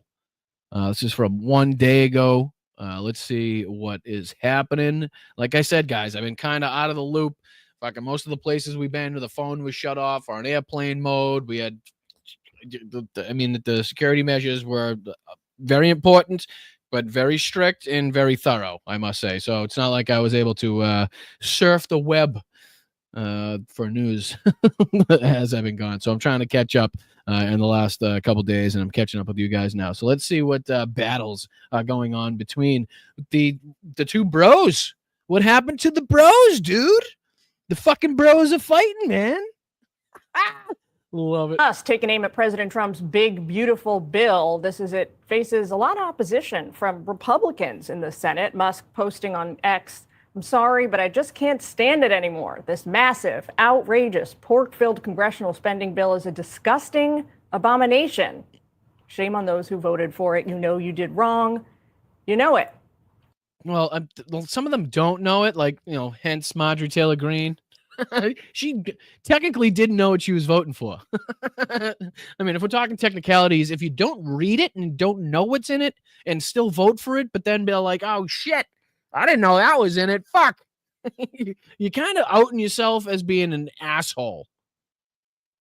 Right? Like, even in the days of what? You could do, like, I don't know, you could have assistants. There's fucking Chat GPT if you're too fucking lazy. And it wasn't Marjorie Taylor Greene. I know it was. At some point was complaining about long bills and big bills and pages. Oh, it can't be 1,000 pages. We can't do bills 1,000. We can't read this. You're going to give us a week to read 1,000 pages? Holy shit. I know it was her. I know she has said shit like that in the past, right? Which is exactly why she didn't read this one. All right, let's go. Well, the White House. And I believe Elon, actually, while this is playing, I'll see if I can pull up Elon's tweets from today, I believe. I think he went back at it today, but I'll play this. House just responded a moment ago in the briefing. Take a listen. The president already knows where Elon Musk stood on this bill. It doesn't change the president's opinion. This is one big, beautiful bill, and he's sticking to it. All right, let's bring in Fox Business correspondent Jerry Willis, author of a brand new book out called Lincoln's Lady Spy Master. We're going to talk about it. And Fox Business anchor David Asman. David, we talked about this last week. Yeah. This is hardly like the first time that Trump and Musk have had a spat over policy. All right, yeah, hold on. Before we go on, I just want to show you this. This is Elon's tweet from today. Call your senator, call your can you see it? Yeah, call your congressman. Bankrupting America is not okay. Kill the bill. The bros are fighting again. The bros are fighting again. Fucking this asshole. He's back to businessman mode all of a sudden, seeing, what was it, 71% drop in his company's revenue or something like that. Right? All of a sudden now we were supposed to act like he didn't give nearly $300 million to Donald Trump's campaign to make sure he enacted and passed whatever the fuck he wanted. We're just supposed to forget about that all of a sudden. We're just supposed to forget about Doge's failures, his absolute fucking failure, complete and utter failure at Doge. We're just supposed to forget all that, but all right, here we go. So it's unsurprising in that respect. What is surprising, I would argue, is like how openly. Can I just say, Fox is really fucking scraping the bottom of the barrel for commentators. Unfortunately, it's because half of Fox News is now, I don't know, at elite levels in government. Now running fucking the Secretary of Defense are now probably touring military sites right now, telling the military what to do, or have something to do with national defense, or have some important job. Like, Fox is like, who the fuck are we gonna? Everybody's gone. Crickets. Like, there's no sexual assaults happening anymore around Fox. Like, where's all the drunk guys that are supposed to be on the news coach on the weekends?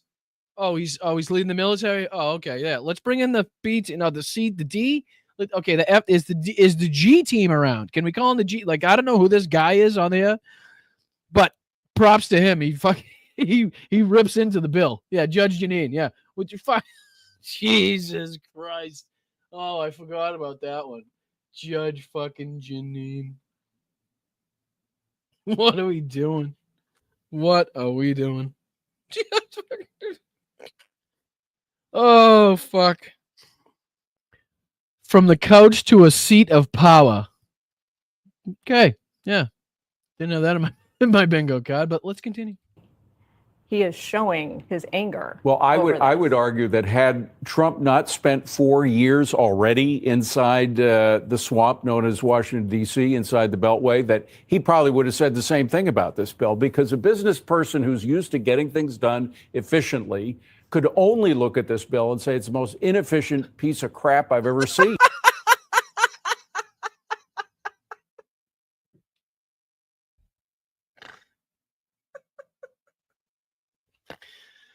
Oh, shit. This is Fox. This is fucking Fox. One more time, dude. Hit me with that again. Would have said the same thing about this bill, because a business person who's used to getting things done efficiently could only look at this bill and say it's the most inefficient piece of crap I've ever seen. I mean, it really is a... I'm sorry, it gets better every time. It gets fucking better every time. Horrible, horrible bill when you think of all that stuff that... Two horribles. That was a double horrible.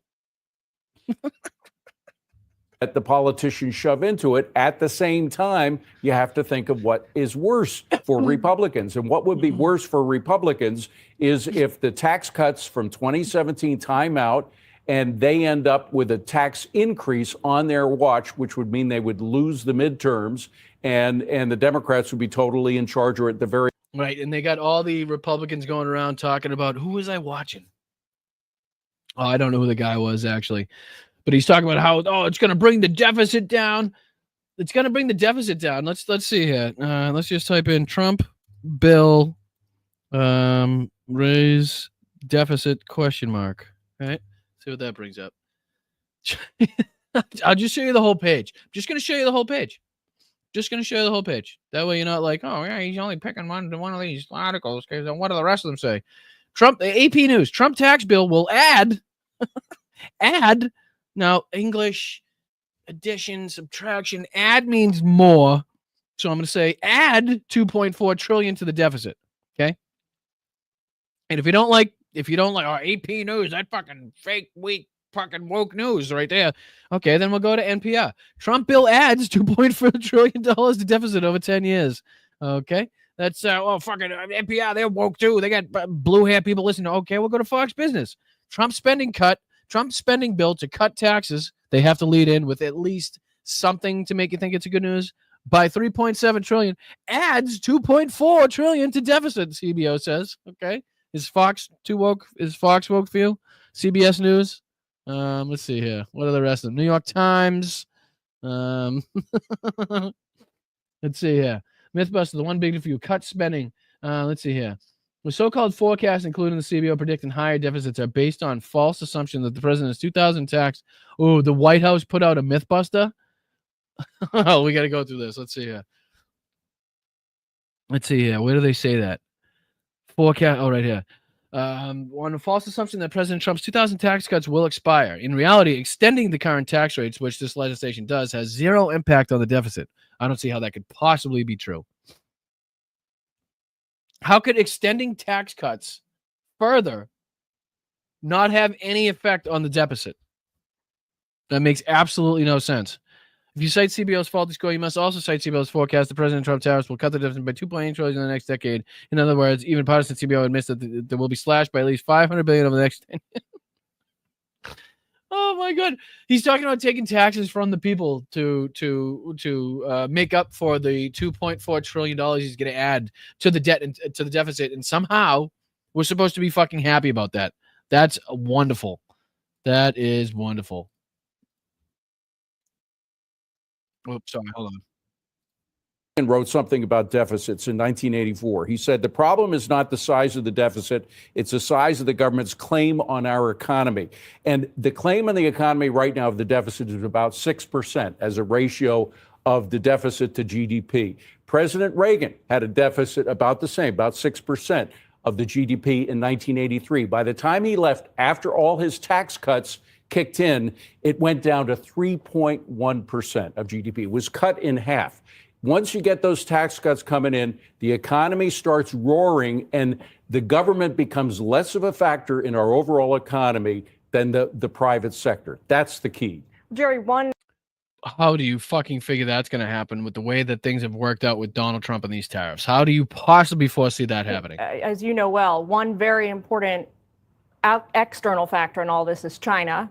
We're anticipating a call between President. No, wait, I thought talks were going well. I thought there was like countries showing up all over the place. And the phones were ringing off the fucking hook at the White House with countries dying to do deals. China was just dying to do, even though China was saying they weren't even fucking picking up the phone, right? They hadn't even made a phone call yet. We had Scott Bessent talking about how they were dying to get a deal done. But now all of a sudden, if you hear Scott Bessent, the talks have kind of slowed down a little bit. Maybe we're at a little stalling point. You think where are all these big, beautiful fucking deals you're trying to get done, huh? Where are these, 60 deals in 60 days or some bullshit? How many we got? Anybody? How many we got? One with the UK? Is that what we're working with? The UK and Northern Ireland? Okay. President Trump and President Xi this week. Take a listen to Caroline Leavitt in the White House briefing and get your reaction. This letter was simply to remind these countries that the deadline is approaching and the president expects good deals, and we are on track for that. Yeah, it was like, who wrote it? Chuck Schumer? Was it one of those strongly worded letters from Chuck Schumer? I swear, if we don't get a response to this strongly worded letter, we are going to be seriously upset. This is just a reminder, even though I know you're dying to get a deal done with us like we've been telling the media, this is just a reminder that deadline is coming. Even though I know you've been calling us a million times, but you haven't. But we said you have. Like, she can't get it straight. Like, no matter what they say, they're contradicting something they said in the past. Every single time. What do you hope to see as the next step on the part of President Trump? Well, what I hope to see as a next step is a coming together of China and the U.S. And I think a lot of people out there are listening. That looks like that's going to happen. That's definitely, you know what? When I forecast and I see what's going on now, what I see is unity. That's really what I see. I see unity between China and the United States walking hand in hand. Things are going great. Things are they're going swimmingly at this point. To this, and they're concerned, they're worried. We were told these negotiations were not going that well. But let me remind people, okay, that's a good one. China's economy is not doing well. We're responsible for 3% of their GDP. Their property industry is in shambles. They're not growing. In fact, prices are going down, which is a sign of a recession or worse. Xi's position is actually declining in China itself. So they are making just to let everybody know too. I also have PayPal and Venmo. So again, anybody who hasn't yet and is thinking about doing so, throwing a couple bucks in either in a super chat or super sticker. If you got either PayPal or Venmo or Cash App or whatever, please think about doing it that way. Again, just kind of takes out the middleman. YouTube doesn't get to take a cut and then get to pay me 17 months later. Just a much easier way. Again, goes a long way to help towards the road trip and, paying for the boarding for the dog and gas, food, lodging. You know, the whole rigmarole, the people that have done it before. I hate to be the guy to come out here and try to self-promote and tell you what I need and what I'm lacking in. But this now being a career, this now being a job and the only source of income for me, I have absolutely no other choice. So please think about helping me out. I appreciate either PayPal, Venmo.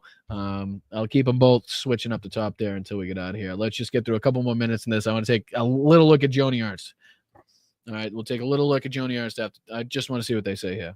A good face, but they've got a lot to work on. David, how can you have an economy that relies on forced labor and slave labor in many instances and still not be doing that well? Well, the bottom line is that she himself, a lot of people have known. Yep, I don't know who you are. You've bored me to tears already. I'm done with you. All I wanted you to do is shit on Donald Trump, and you've done that. So thank you very much. All right, let's get out of this one. Let's just take a look at Joanie Ernst. Is this the first one? Yeah, this is the first one. All right, so let me open this. I'm gonna have to do the same rigmarole I've been doing. Let me close these out so they don't get slowed down. Open this. No, it wouldn't be great. It would be great if you just went to my goddamn account the first time. I'm talking on the video. Sorry. All right, here we go. Now, pause that and make sure you guys can see this. Oh, did I close what you can see? All right, present, share screen. Joanie Ernst. Sorry to do this, but back at you. All right, now I'm going to put her on the screen, add the stage. How you doing? Do this, do that. All right, this is Joanie Ernst at, I believe, what they would call a town hall trying to defend the Medicaid cuts and, you know, her response to the fears of her constituents, right? Now, again, let's try to think. These politicians, right, the elected representatives are supposed to be of the people, by the people, for the people, right? One of the people, not above, not a class above. Not the people that get the inside knowledge and then get to feed us whatever they think is relevant, but get to keep all the knowledge and power and insider trading and deals and of that nature to themselves, right? This is what they actually think of their constituents over there on the Republican side. This is Joanie Ernst at her town hall. I'll let her take it away. I believe she's being questioned or asked a question by one of her constituents here. Let's just hear what she has for an answer. Over the government. And he's been very clear about it. He's been good about it. In 4 months, he's made it in. When we're talking about the corrections in this reconciliation bill, again, it's corrections of overpayments and people that have not been eligible for these programs by law as it is currently written. So when you no, what they're talking about, and I just want to make this fucking objectively clear to you guys. What they're talking about, right? When they say we're not making cuts to Medicaid, what they're trying to do is make it more difficult to people to get Medicaid, right?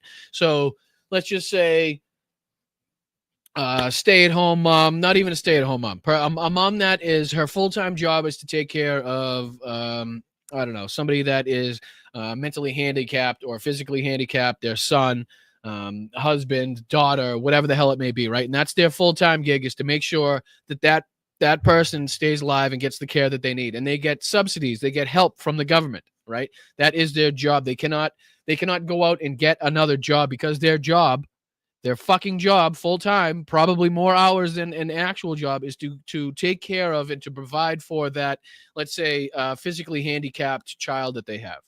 So they receive Medicaid, they receive assistance for that, right? So what they're trying to do is they're trying to make fucking hoops and work requirements and all this bullshit. So this mom is now going to get a letter that says, okay, in order to continue to receive this fucking life-saving aid that you receive to keep your child alive and to make sure that you guys can provide and live a decent life, because you're not able to go out and get another job, what you're going to have to do is you're going to have to go out and get another job. And that woman or the guy or whoever's in charge is going to say, well, what the fuck are you talking about? That's why I receive assistance in the first place, because I'm not able to go out and get another. Okay. And the government's going to say, well, guess what? You can't go out and get another job. You can't fulfill these work requirements. You can't work at least this many hours a week or fucking apply to this many jobs or whatever the fuck it is. Then you're not going to receive your assistance. Right. And that person's no longer going to receive their assistance. They're either going to have to go out and actually get a job and not be able to give the care to their child that the fucking child deserves and requires, or they're going to have to pay for, God only, if they have a family member that they can fucking count on. But who the fuck has a ton of those lying around, right? With the spare time that can cover for you in that situation. Or you're going to have to what do you do in that situation? right? So these work requirements are going to do exactly that. It's going to remove people from these fucking Medicaid rolls. It's going to remove them from being able to get assistance that they fucking desperately need to stay alive because, again, their job is to make sure that their son, daughter, whoever it may be, gets the care that they deserve. And they're unable to go out and get a full-time job because of that. So that's what these fucking cuts, that's what these loopholes, that's what these extra fucking work requirements are going to do. That is what the plan is. It's going to cut the amount of people that can get this assistance. And people are going to die because of that. That's just the fucking facts of the matter. If you boil it down to a fucking black and white subject, that's how it boils down. People are going to fucking die. Children are going to fucking die. Children are going to suffer and not get the care that they so desperately deserve, that they've been getting for all this time while their parents, their loving parents, they're fucking the parents that are so nice and sacrifice everything to make sure that their kid is cared for. And the only thing that they live on is this fucking assistance, or the only thing that makes it possible for them to live is this little extra assistance they get from Medicaid. People are going to fucking die, and I want you to listen to how fucking flippant this bitch is about people dying, her constituents dying. And pardon my fucking French, I don't usually fucking say it like that, but fuck this bitch. When you are arguing about illegals that are receiving Medicaid benefits, 1.4 million, 1.4, they are not eligible, so they will be coming off. So people are not, well, we all are going to die. So, for heaven's sakes. People are going to die, the woman said. One more time. Let's hear that again. One more time. And thank you, Marsha. Thank you so much, Marsha. I appreciate you. I really do. Receiving Medicaid benefits, 1.4 million, 1.4, they are not eligible, so they will be coming off.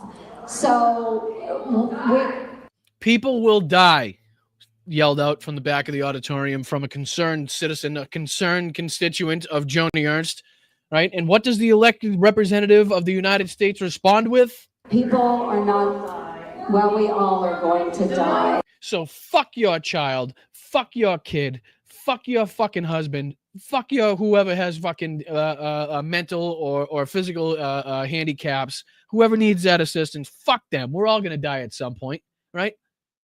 Go fuck yourself, is what she's saying to her constituents. Again, black and white, boil it down, that's what that says. Fuck you and your disabled kid. Fuck you and your mentally handicapped kid. Fuck you and the struggles you go through. Fuck you and the fucking your assistance and how this is going to affect your life. Fuck you. This is a big fuck you. I mean, good luck to whoever tries to bleep this fucking segment out.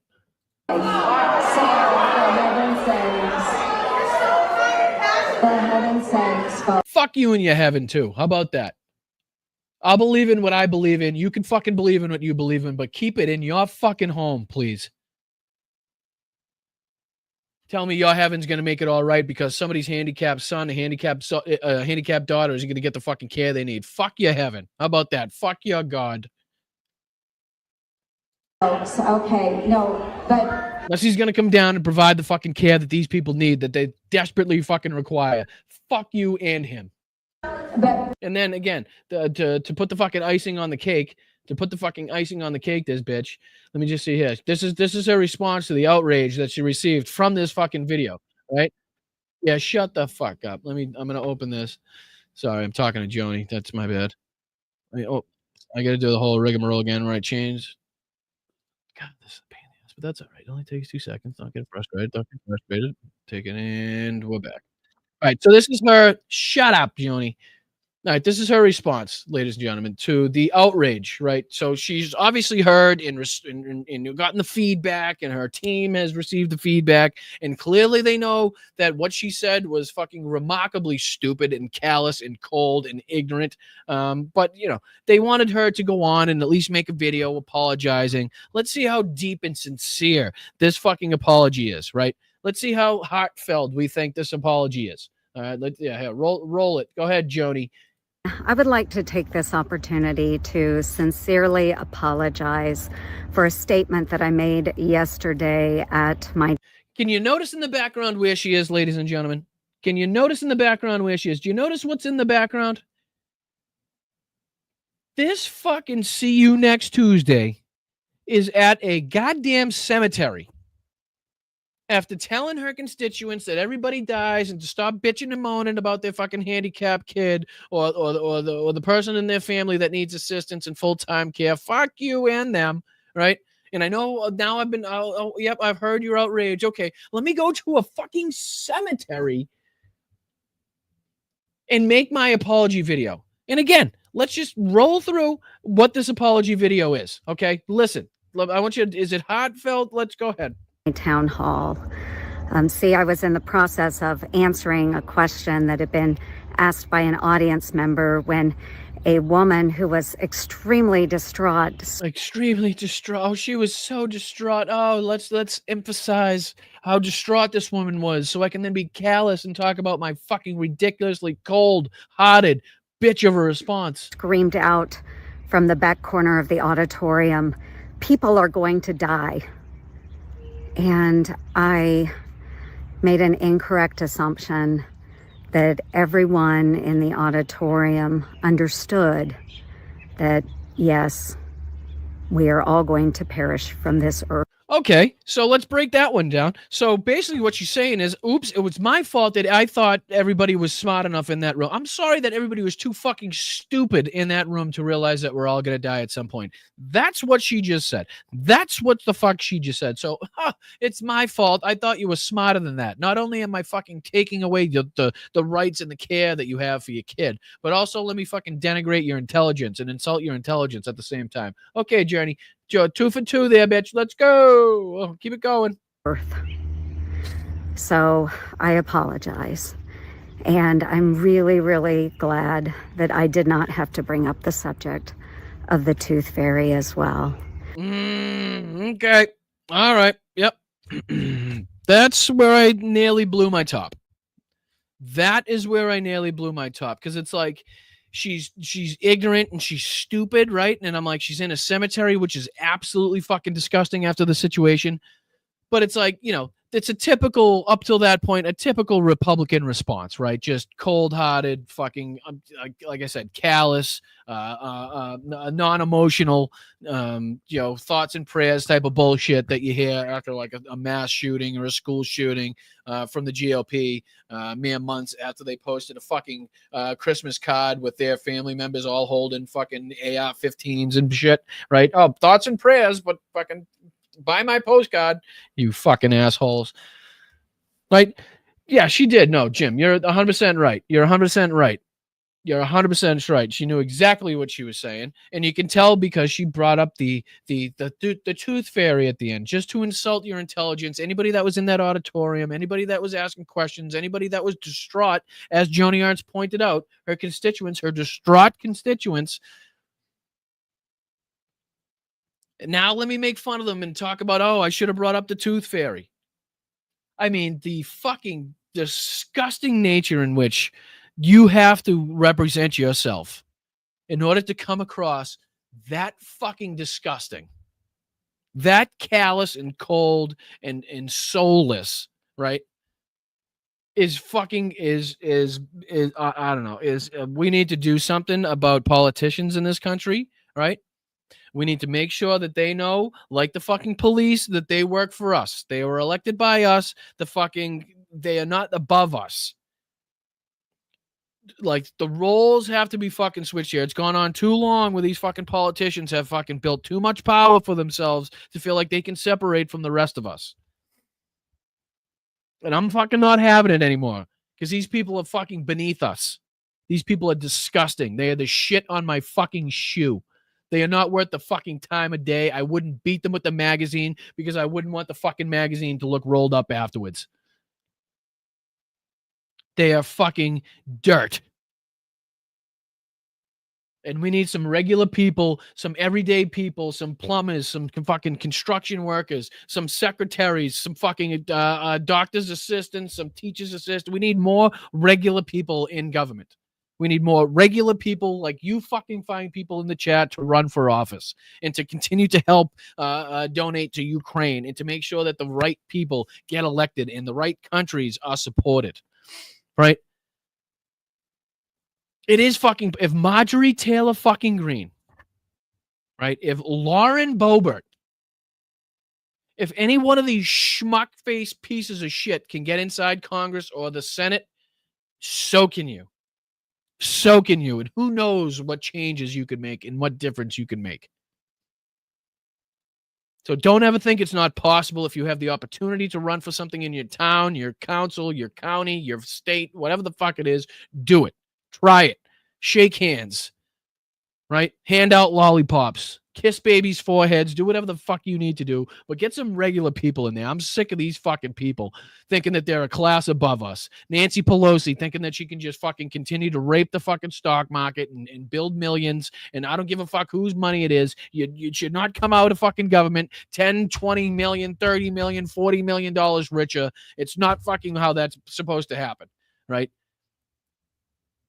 You work for us, motherfuckers. We elected you to protect our rights. You are no better than us. And in fact, you're beneath us.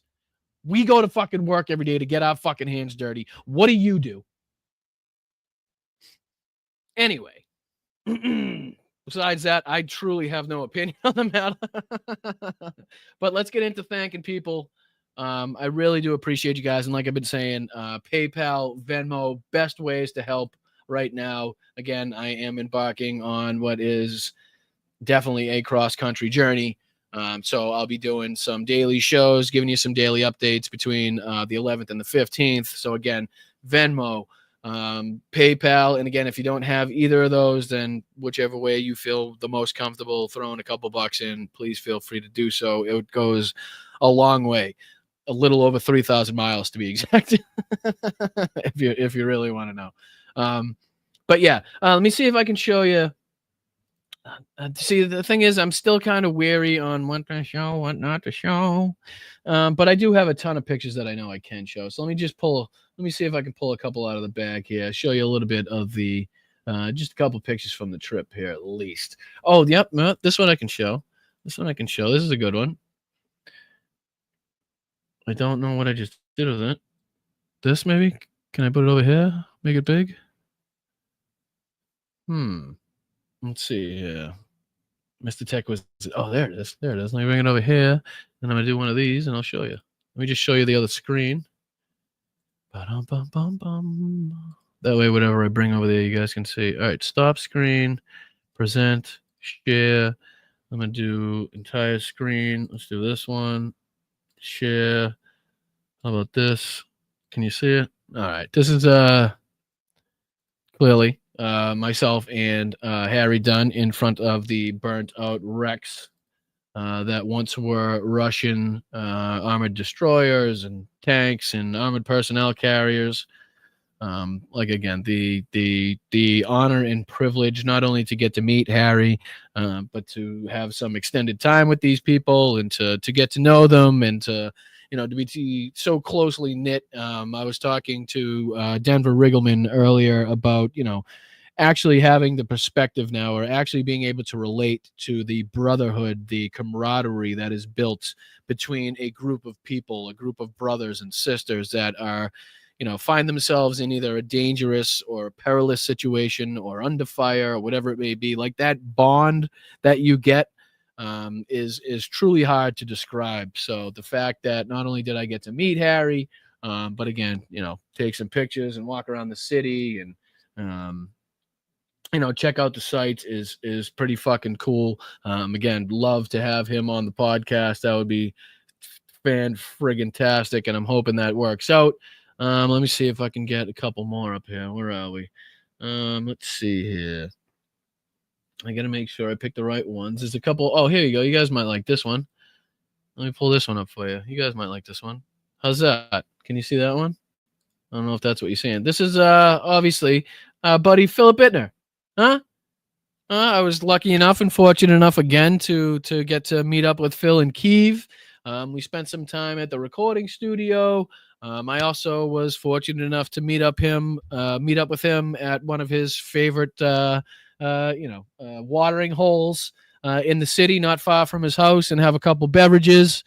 That was really, really cool, especially with the limited time that I had there. I mean, we did a fucking shitload of traveling for not a long time in Kyiv and stuff like that. So it was good. I was very happy that I got the time to. Harry is a big dude. Harry's a big dude. He's a force. I think really the only time, and I think he would attest to this, the only time that it really seemed like he stuck out was when we were leaving. We were at the train station. And there was a group of looked like schoolgirls, had braided hair, cornrows, looked like really authentic Ukrainian hairstyles, right? And they, you could tell, were like, is he like? They seemed like it's like, is he in the NFL? They were trying to figure out, is he in the NBA, right?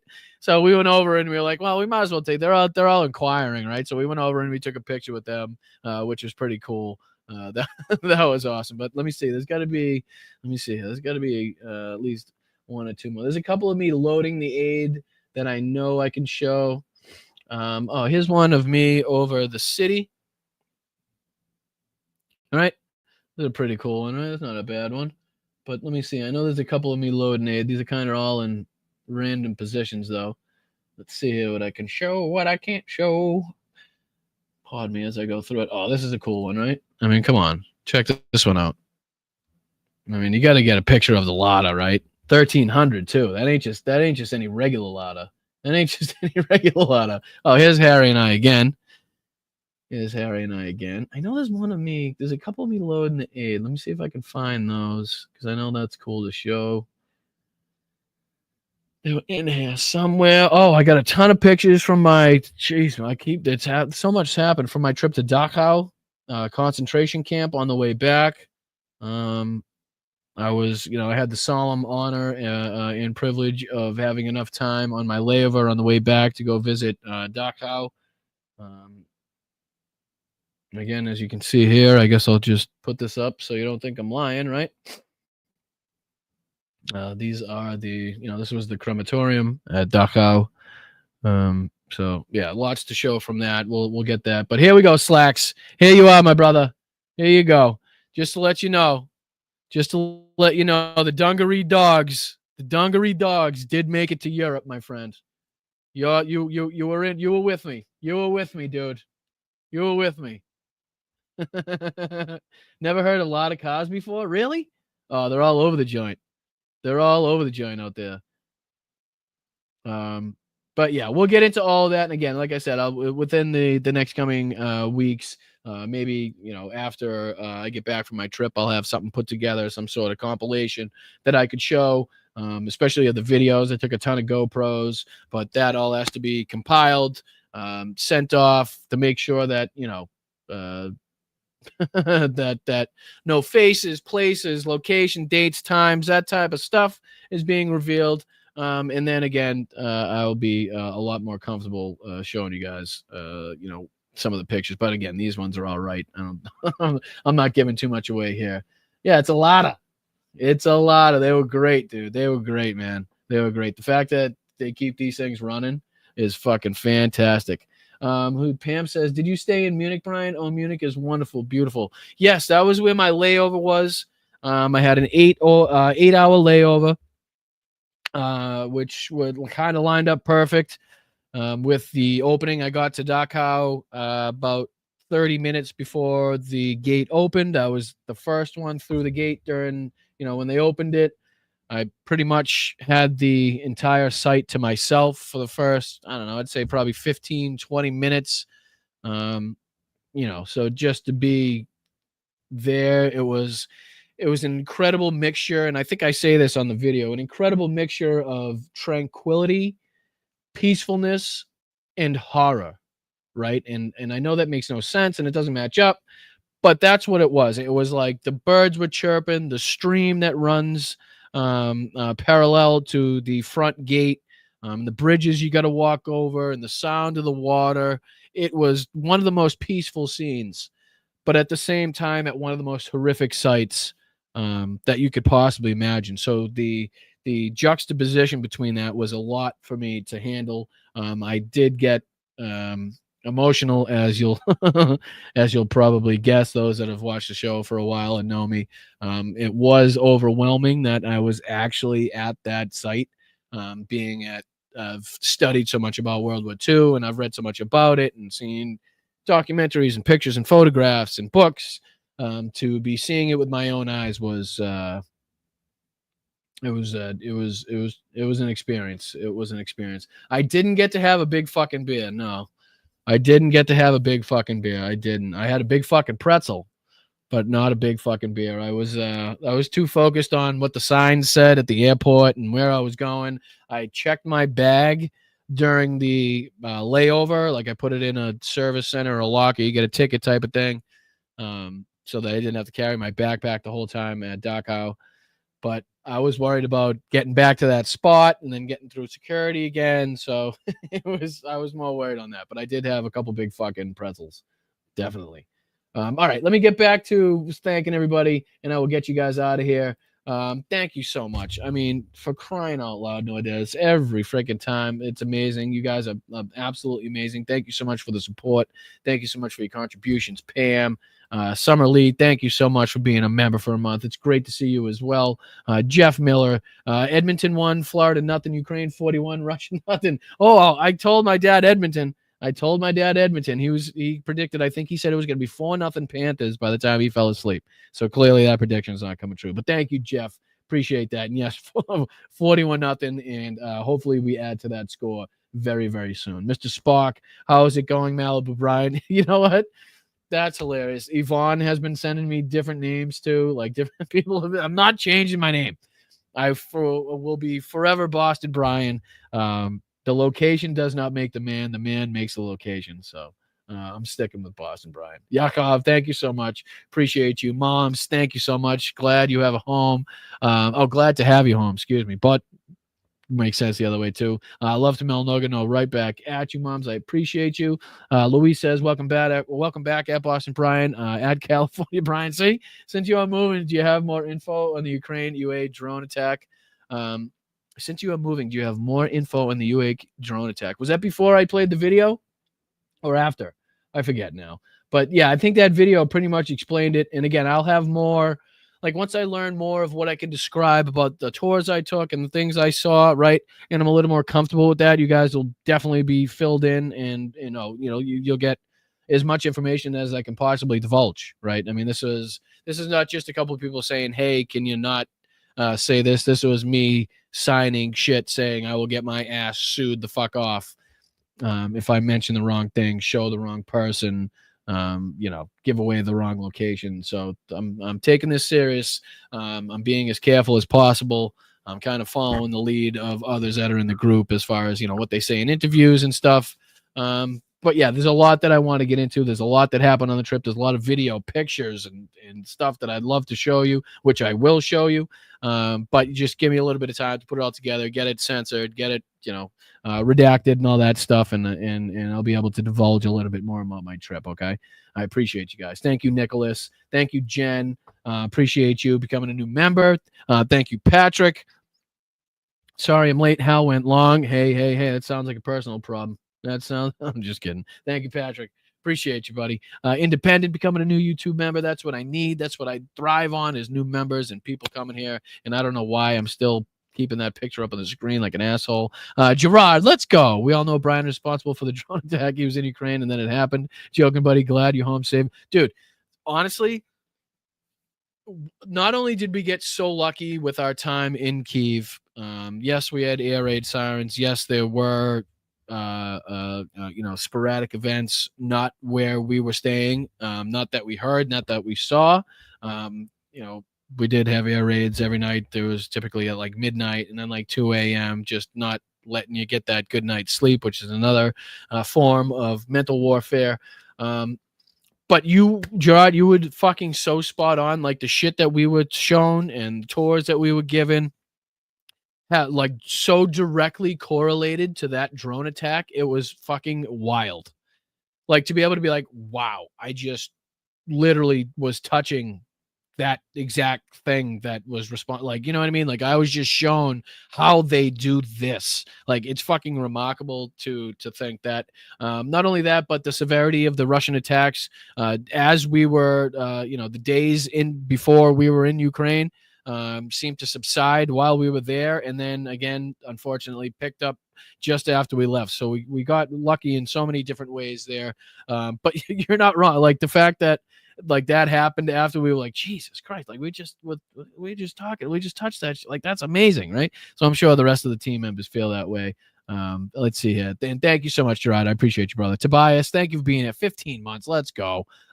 Showing my age on that one, Tobias, huh? Seeing how long I've been here. Oh, coming in for 10 gifted too. Come on, TB. Let's go, dude. Appreciate you, my brother. Appreciate you, man. I hope you have a wonderful night. Mom's right back at it for 7 months. So excited that you're back home. Can't wait for the road trip. Hot, hot, hot. Let's go. I just sound like I'm playing football. So glad you're home. Can't wait for the road trip. Hot, hot, hot. Sorry. That's just bad. All right, Jenny Faye, happy birthday again. Appreciate you so much. Hope you have a wonderful day tomorrow. Wake up and have the most delicious coffee with the most delicious pancakes and syrup and butter or whatever it is you like. And then follow that with just a fantastic day. Capped off by a lottery win would be fantastic for you, I bet. For anyone, actually. So, yeah, hope that happens. Thank you. Appreciate you. Happy birthday. Thank you, Roxanne. Appreciate you. Welcome back, Boston Brian. You guys are just fantastic. I thank you guys so much for your patience. And your understanding with, believe me, there was times where I wanted to go live from either the hotel or the airport, but I didn't want to be that guy to either, something out the window gives it away or something I say. And I'm sure you guys can understand that. Michael, thank you again, dude, for your incredible contribution, my man. Fucking huge. Thank you so much. I appreciate that. Susie, you're the best. Jen, you're the best. Check your phone. Yeah, I'm trying to get in. The problem is I just got a new phone with the new number and I got to do that whole remember your password to everything before I can get into anything. So I'm trying to do that now. But maybe I can talk and do that at the same time. Oh, I do. Venmo, reset password. All right, so bear with me. I'll see if I can keep going. Jen, thank you so much. Appreciate you very much. Where are you? Where's the next one? Petrazi, let's go. Good to see you, Brian. Thank you for being here 11 months, Petrazi. Probably even longer than that, but thank you for being a member 11 months. You are the best. I appreciate you very, very much. Jerry, thank you for fucking 13 months. Let's go. Great to see you back home. Slava Ukraini, Heroyam Slava. I appreciate that so much. Mick Andrews, Michael, here for the 8 months, my friend. I like that in my Ireland. Appreciate that 8 months, my man. Appreciate that. Doesn't go unnoticed. Joy's back at it. You're amazing for going to Ukraine. No, I am not amazing for going to Ukraine. I do appreciate the sentiment. I appreciate the contribution, but it does not make me amazing. I think Phil and I talked about this, like the people that go over there. I think there's less than 5,000 Americans that have actually stepped foot into Ukraine or stepped foot into the actual conflict or the battle zone or Kyiv or anything like that. They were giving us statistics. I forget what the actual, the actual name and what the actual statistic represents. But there's been a very small percentage of people in this country to actually experience what's going on over there, even in the smallest amount. But people that go over there and it automatically thinks it makes them like a better person or anything like that. I don't feel that. No, like I feel like I should be doing more. And I feel like I said, it was a selfish decision at the same time to put Mel and my family and people that are close to me through that. Especially after how long we've been trying to plan this trip and being together and stuff, and to prolong that and to put the burden on Mel really wasn't fair. So like I said, I've been trying to, a lot of things that I've been going back and forth with and trying to figure out. AI Jesus, let's go, my man. I wish it could be more, man. Don't even fucking worry about it. That is $5 more than is necessary. All I need is your kindness, your comments in the chat, liking, sharing, subscribing. All that stuff's free. So anything above and beyond that, it just makes you a great person. It just helps more. That's all it is. Rox, thank you so much for the gifted membership. Sheldon, thank you so much for the gifted membership. Yvonne, Boston Brian, it's like a James Bond movie in it. When I come across this video, I thought, hell yeah, special delivery email for Boston Brian. He's going to love this. Well, thank you, Yvonne. I appreciate it. I did use the video that you sent me in the email for that one. I thought was fantastic. And yeah, thank you so much for searching that stuff up. I really do appreciate it. Bicycle Mike, let's go. Welcome to Southern California, Brian. Almost. And I hope you're feeling well, brother. Let me know if you need anything. Let me know if you need anything from the chat. I do appreciate you being here. Thank you for listening. Thank you for supporting the show. Thank you for supporting Ukraine. I appreciate you, Aaron. Thank you so much for being here 9 months. You're the best. What's it say? Proud of you, Brian? No, please. Nothing to be proud of. Nothing to be proud of. I'm more proud of you guys. I really am. I really am more proud of you guys for staying in the fight and making sure. Hold on, let me just reset, make a new password. Use strong password. Is that a good idea to do? I never know, but that's what I'm doing. Yep, saved. Yep, save it. Now I gotta remember. Shit. Please don't go anywhere because I still have more people to thank, but I'm trying to make it so I can get into here so I can thank other people. Okay, please come up with my password. No, why would it give me the difficult password if it's not going to tell me what the password is when I go to put it in? No, I didn't forget it. You just didn't tell me, you dumb bastards. Right? Like you're supposed to click it and it pops up. All right, let me go to password for fuck's sake. All Venmo. Sorry, I'm doing this on air, but I want to make sure you guys get recognized for the people that have been asking to do so. Which one would it be? This one, maybe? Yes.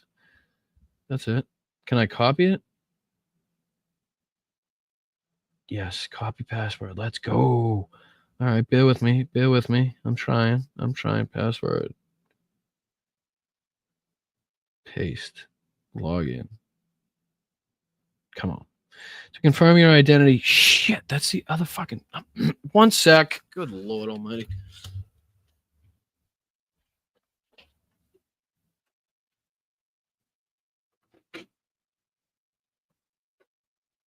You didn't send it. Oh, you know what? I got them right here, I think.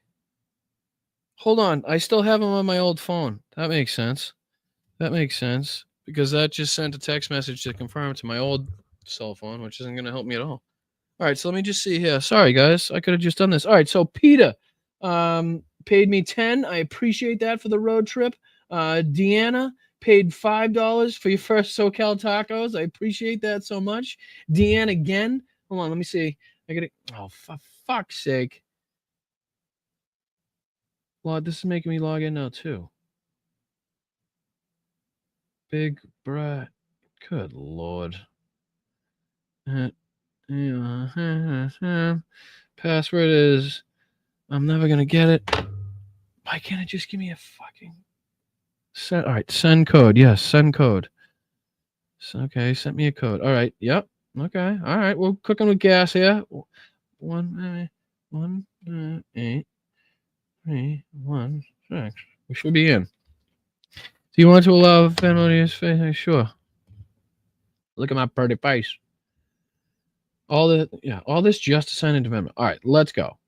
So who did I recognize so far? Let's go transactions. Peter, thank you so much. Deanna, thank you so much. Deanne, thank you so much. Oh, Jen. Oh, good Lord, Jen. Thank you so much. Good Lord. Mums, thank you so much. Leslie, thank you so much. Robert, thank you so much. Nancy, thank you so much. Kelly, thank you so much. Allison, thank you so much. You guys are fucking fantastic, every single one of you. Let me see, make sure that people didn't do the Cash App is too. Maybe the PayPal as well. I'm, just want to make sure everybody gets recognition. Everybody gets their recognition. Yeah, text, that would be fantastic. Please enter the code sent. 108. I can't believe I'm setting this up as I'm doing this, but what do you want me to do? This is a real show. We try to do that. I'm already 12 minutes over, but I'm trying to thank everybody. Oh my goodness. Thank you, Jen, again. She's just going to all the platforms. My goodness gracious. Thank you so much. To anybody else that sent one too. For some reason, I don't know how to set that one up. Welcome to... No, I don't want that. I want this one. Well, thank you guys. Let me go down the rest of the list. Make sure I didn't skip anybody. We did Aaron. We got Slacks. Thank you so much, Slacks. Slacks again. Slacks is just big in the game. Just big in the game. Made it all the way to Ukraine with the Dungaree dogs. Appreciate that. Sheldon, thank you so much. Kathleen, Belfast Bob, which is just a fucking fantastic screen name. Just a fantastic name, Belfast Bob. Bob, just already becoming high on my list of one of the favorites. I appreciate you, dude. Appreciate you very much. JD, as always, with the profanity bonus. You guys are just, you're so fantastic. I want to squeeze your cheeks. Sovereignty, wow, quite a change from Boston Brian cursing all the, you fucking dick bag. Okay, he's come back to normal. Yeah, I think you spoke too I think you spoke too soon on that one. I think you spoke too soon. One of them segments, I kind of let it fly a little bit. Kind of let it fly. But Patrick, you're the man. I appreciate you. I love that you make me laugh, my man. Marsha, welcome back. Boston Brian, here's a little something for your road trip with Mel. Wish it could be more. Please be careful, both of you. Thank you to whoever gifted me the membership. That's awesome. And again, thank you for reminding me to remind everybody else to be thanking the people that are gifting memberships if you do receive one out of the blue. That's people coming out of pocket, so that could happen. Please make sure you thank them. Another shovel of coal for boiler. Appreciate you, Freddie. Appreciate you, my man. Sheldon again. Slacks again. God, he's insufferable. You know what? They all are. They really are. Russians have messed with my people for 500 years. Bicycle Mike, not wrong. Patrick, sorry I don't have Venmo or PayPal. That's all. Thanks for all you do, and thanks, Mods. You're wicked up. Patch, don't even worry about it. No, please never apologize. Never apologize for something like that. Again, I feel like an absolute schmuck even having to ask you guys. I really do. Not something that I'm down with, used to, or want to do. But that's just the nature of the beast, and I'm sure you guys, being YouTube viewers and social media consumers, understand the need for me to do what I need to do, right? So thank you, Marsha. Thank you, Patrick. You guys are the best. Thank you, again, Nordez. You and Rosanna are just the best. You just really are the best. I appreciate you guys so much. Tom and Victoria as well. Huge help on the trip. You guys were fantastic. Made it literally possible for me.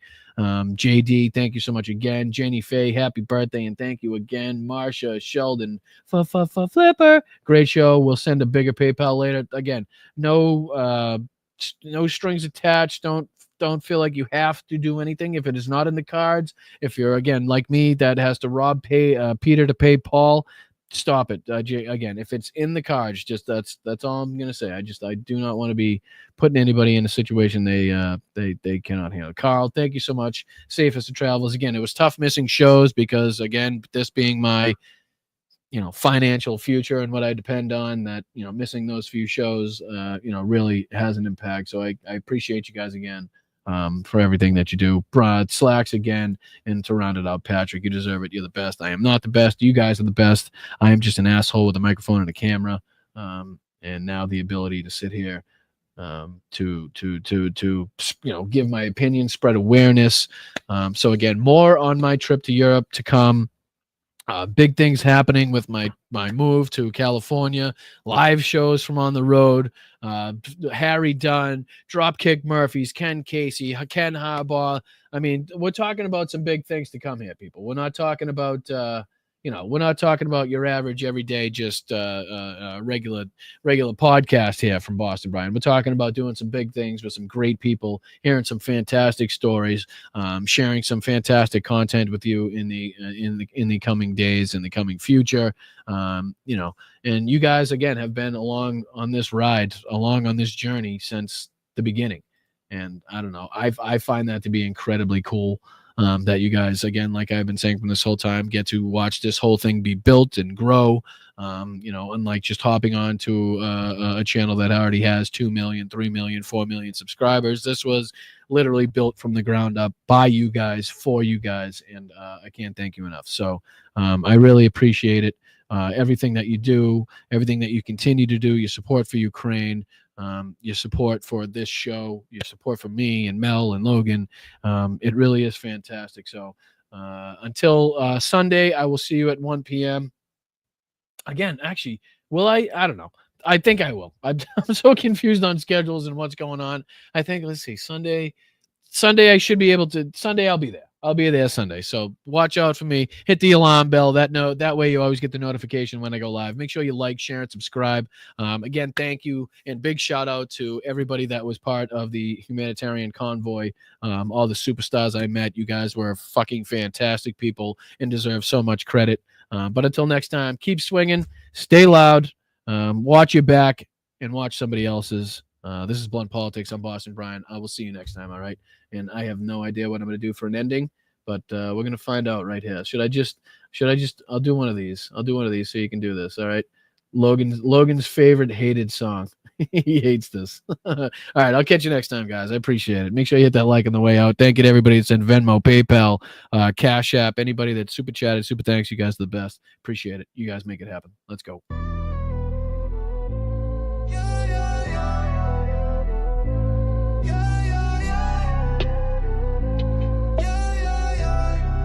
Yo, here to demolish myth. Blunt politics thrive, truth grenades explode, man, we changing the vibe. Boston thoughts raw, sharper than a Bay State blade. This progressive mic smashing systems they made. Blunt talk, no cap, we slicing with precision. Anti-fascist flames burning up the division. From the streets to the airwaves, knowledge collisions. Boston in the building, sharp edge decisions. Microphone defender, fight the power relentless. Whipping words like pucks, their system defenseless. Palisade predators, we exposing designs. Blueprints for the people, yeah, redraw the lines. Blunt talk, no cap, we slicing with precision. Anti-fascist flames burning up the division. From the streets to the airwaves, knowledge collisions. Boston in the building. All right, you guys want the orig? All right, you guys want the orig? I got you. All right, here we go.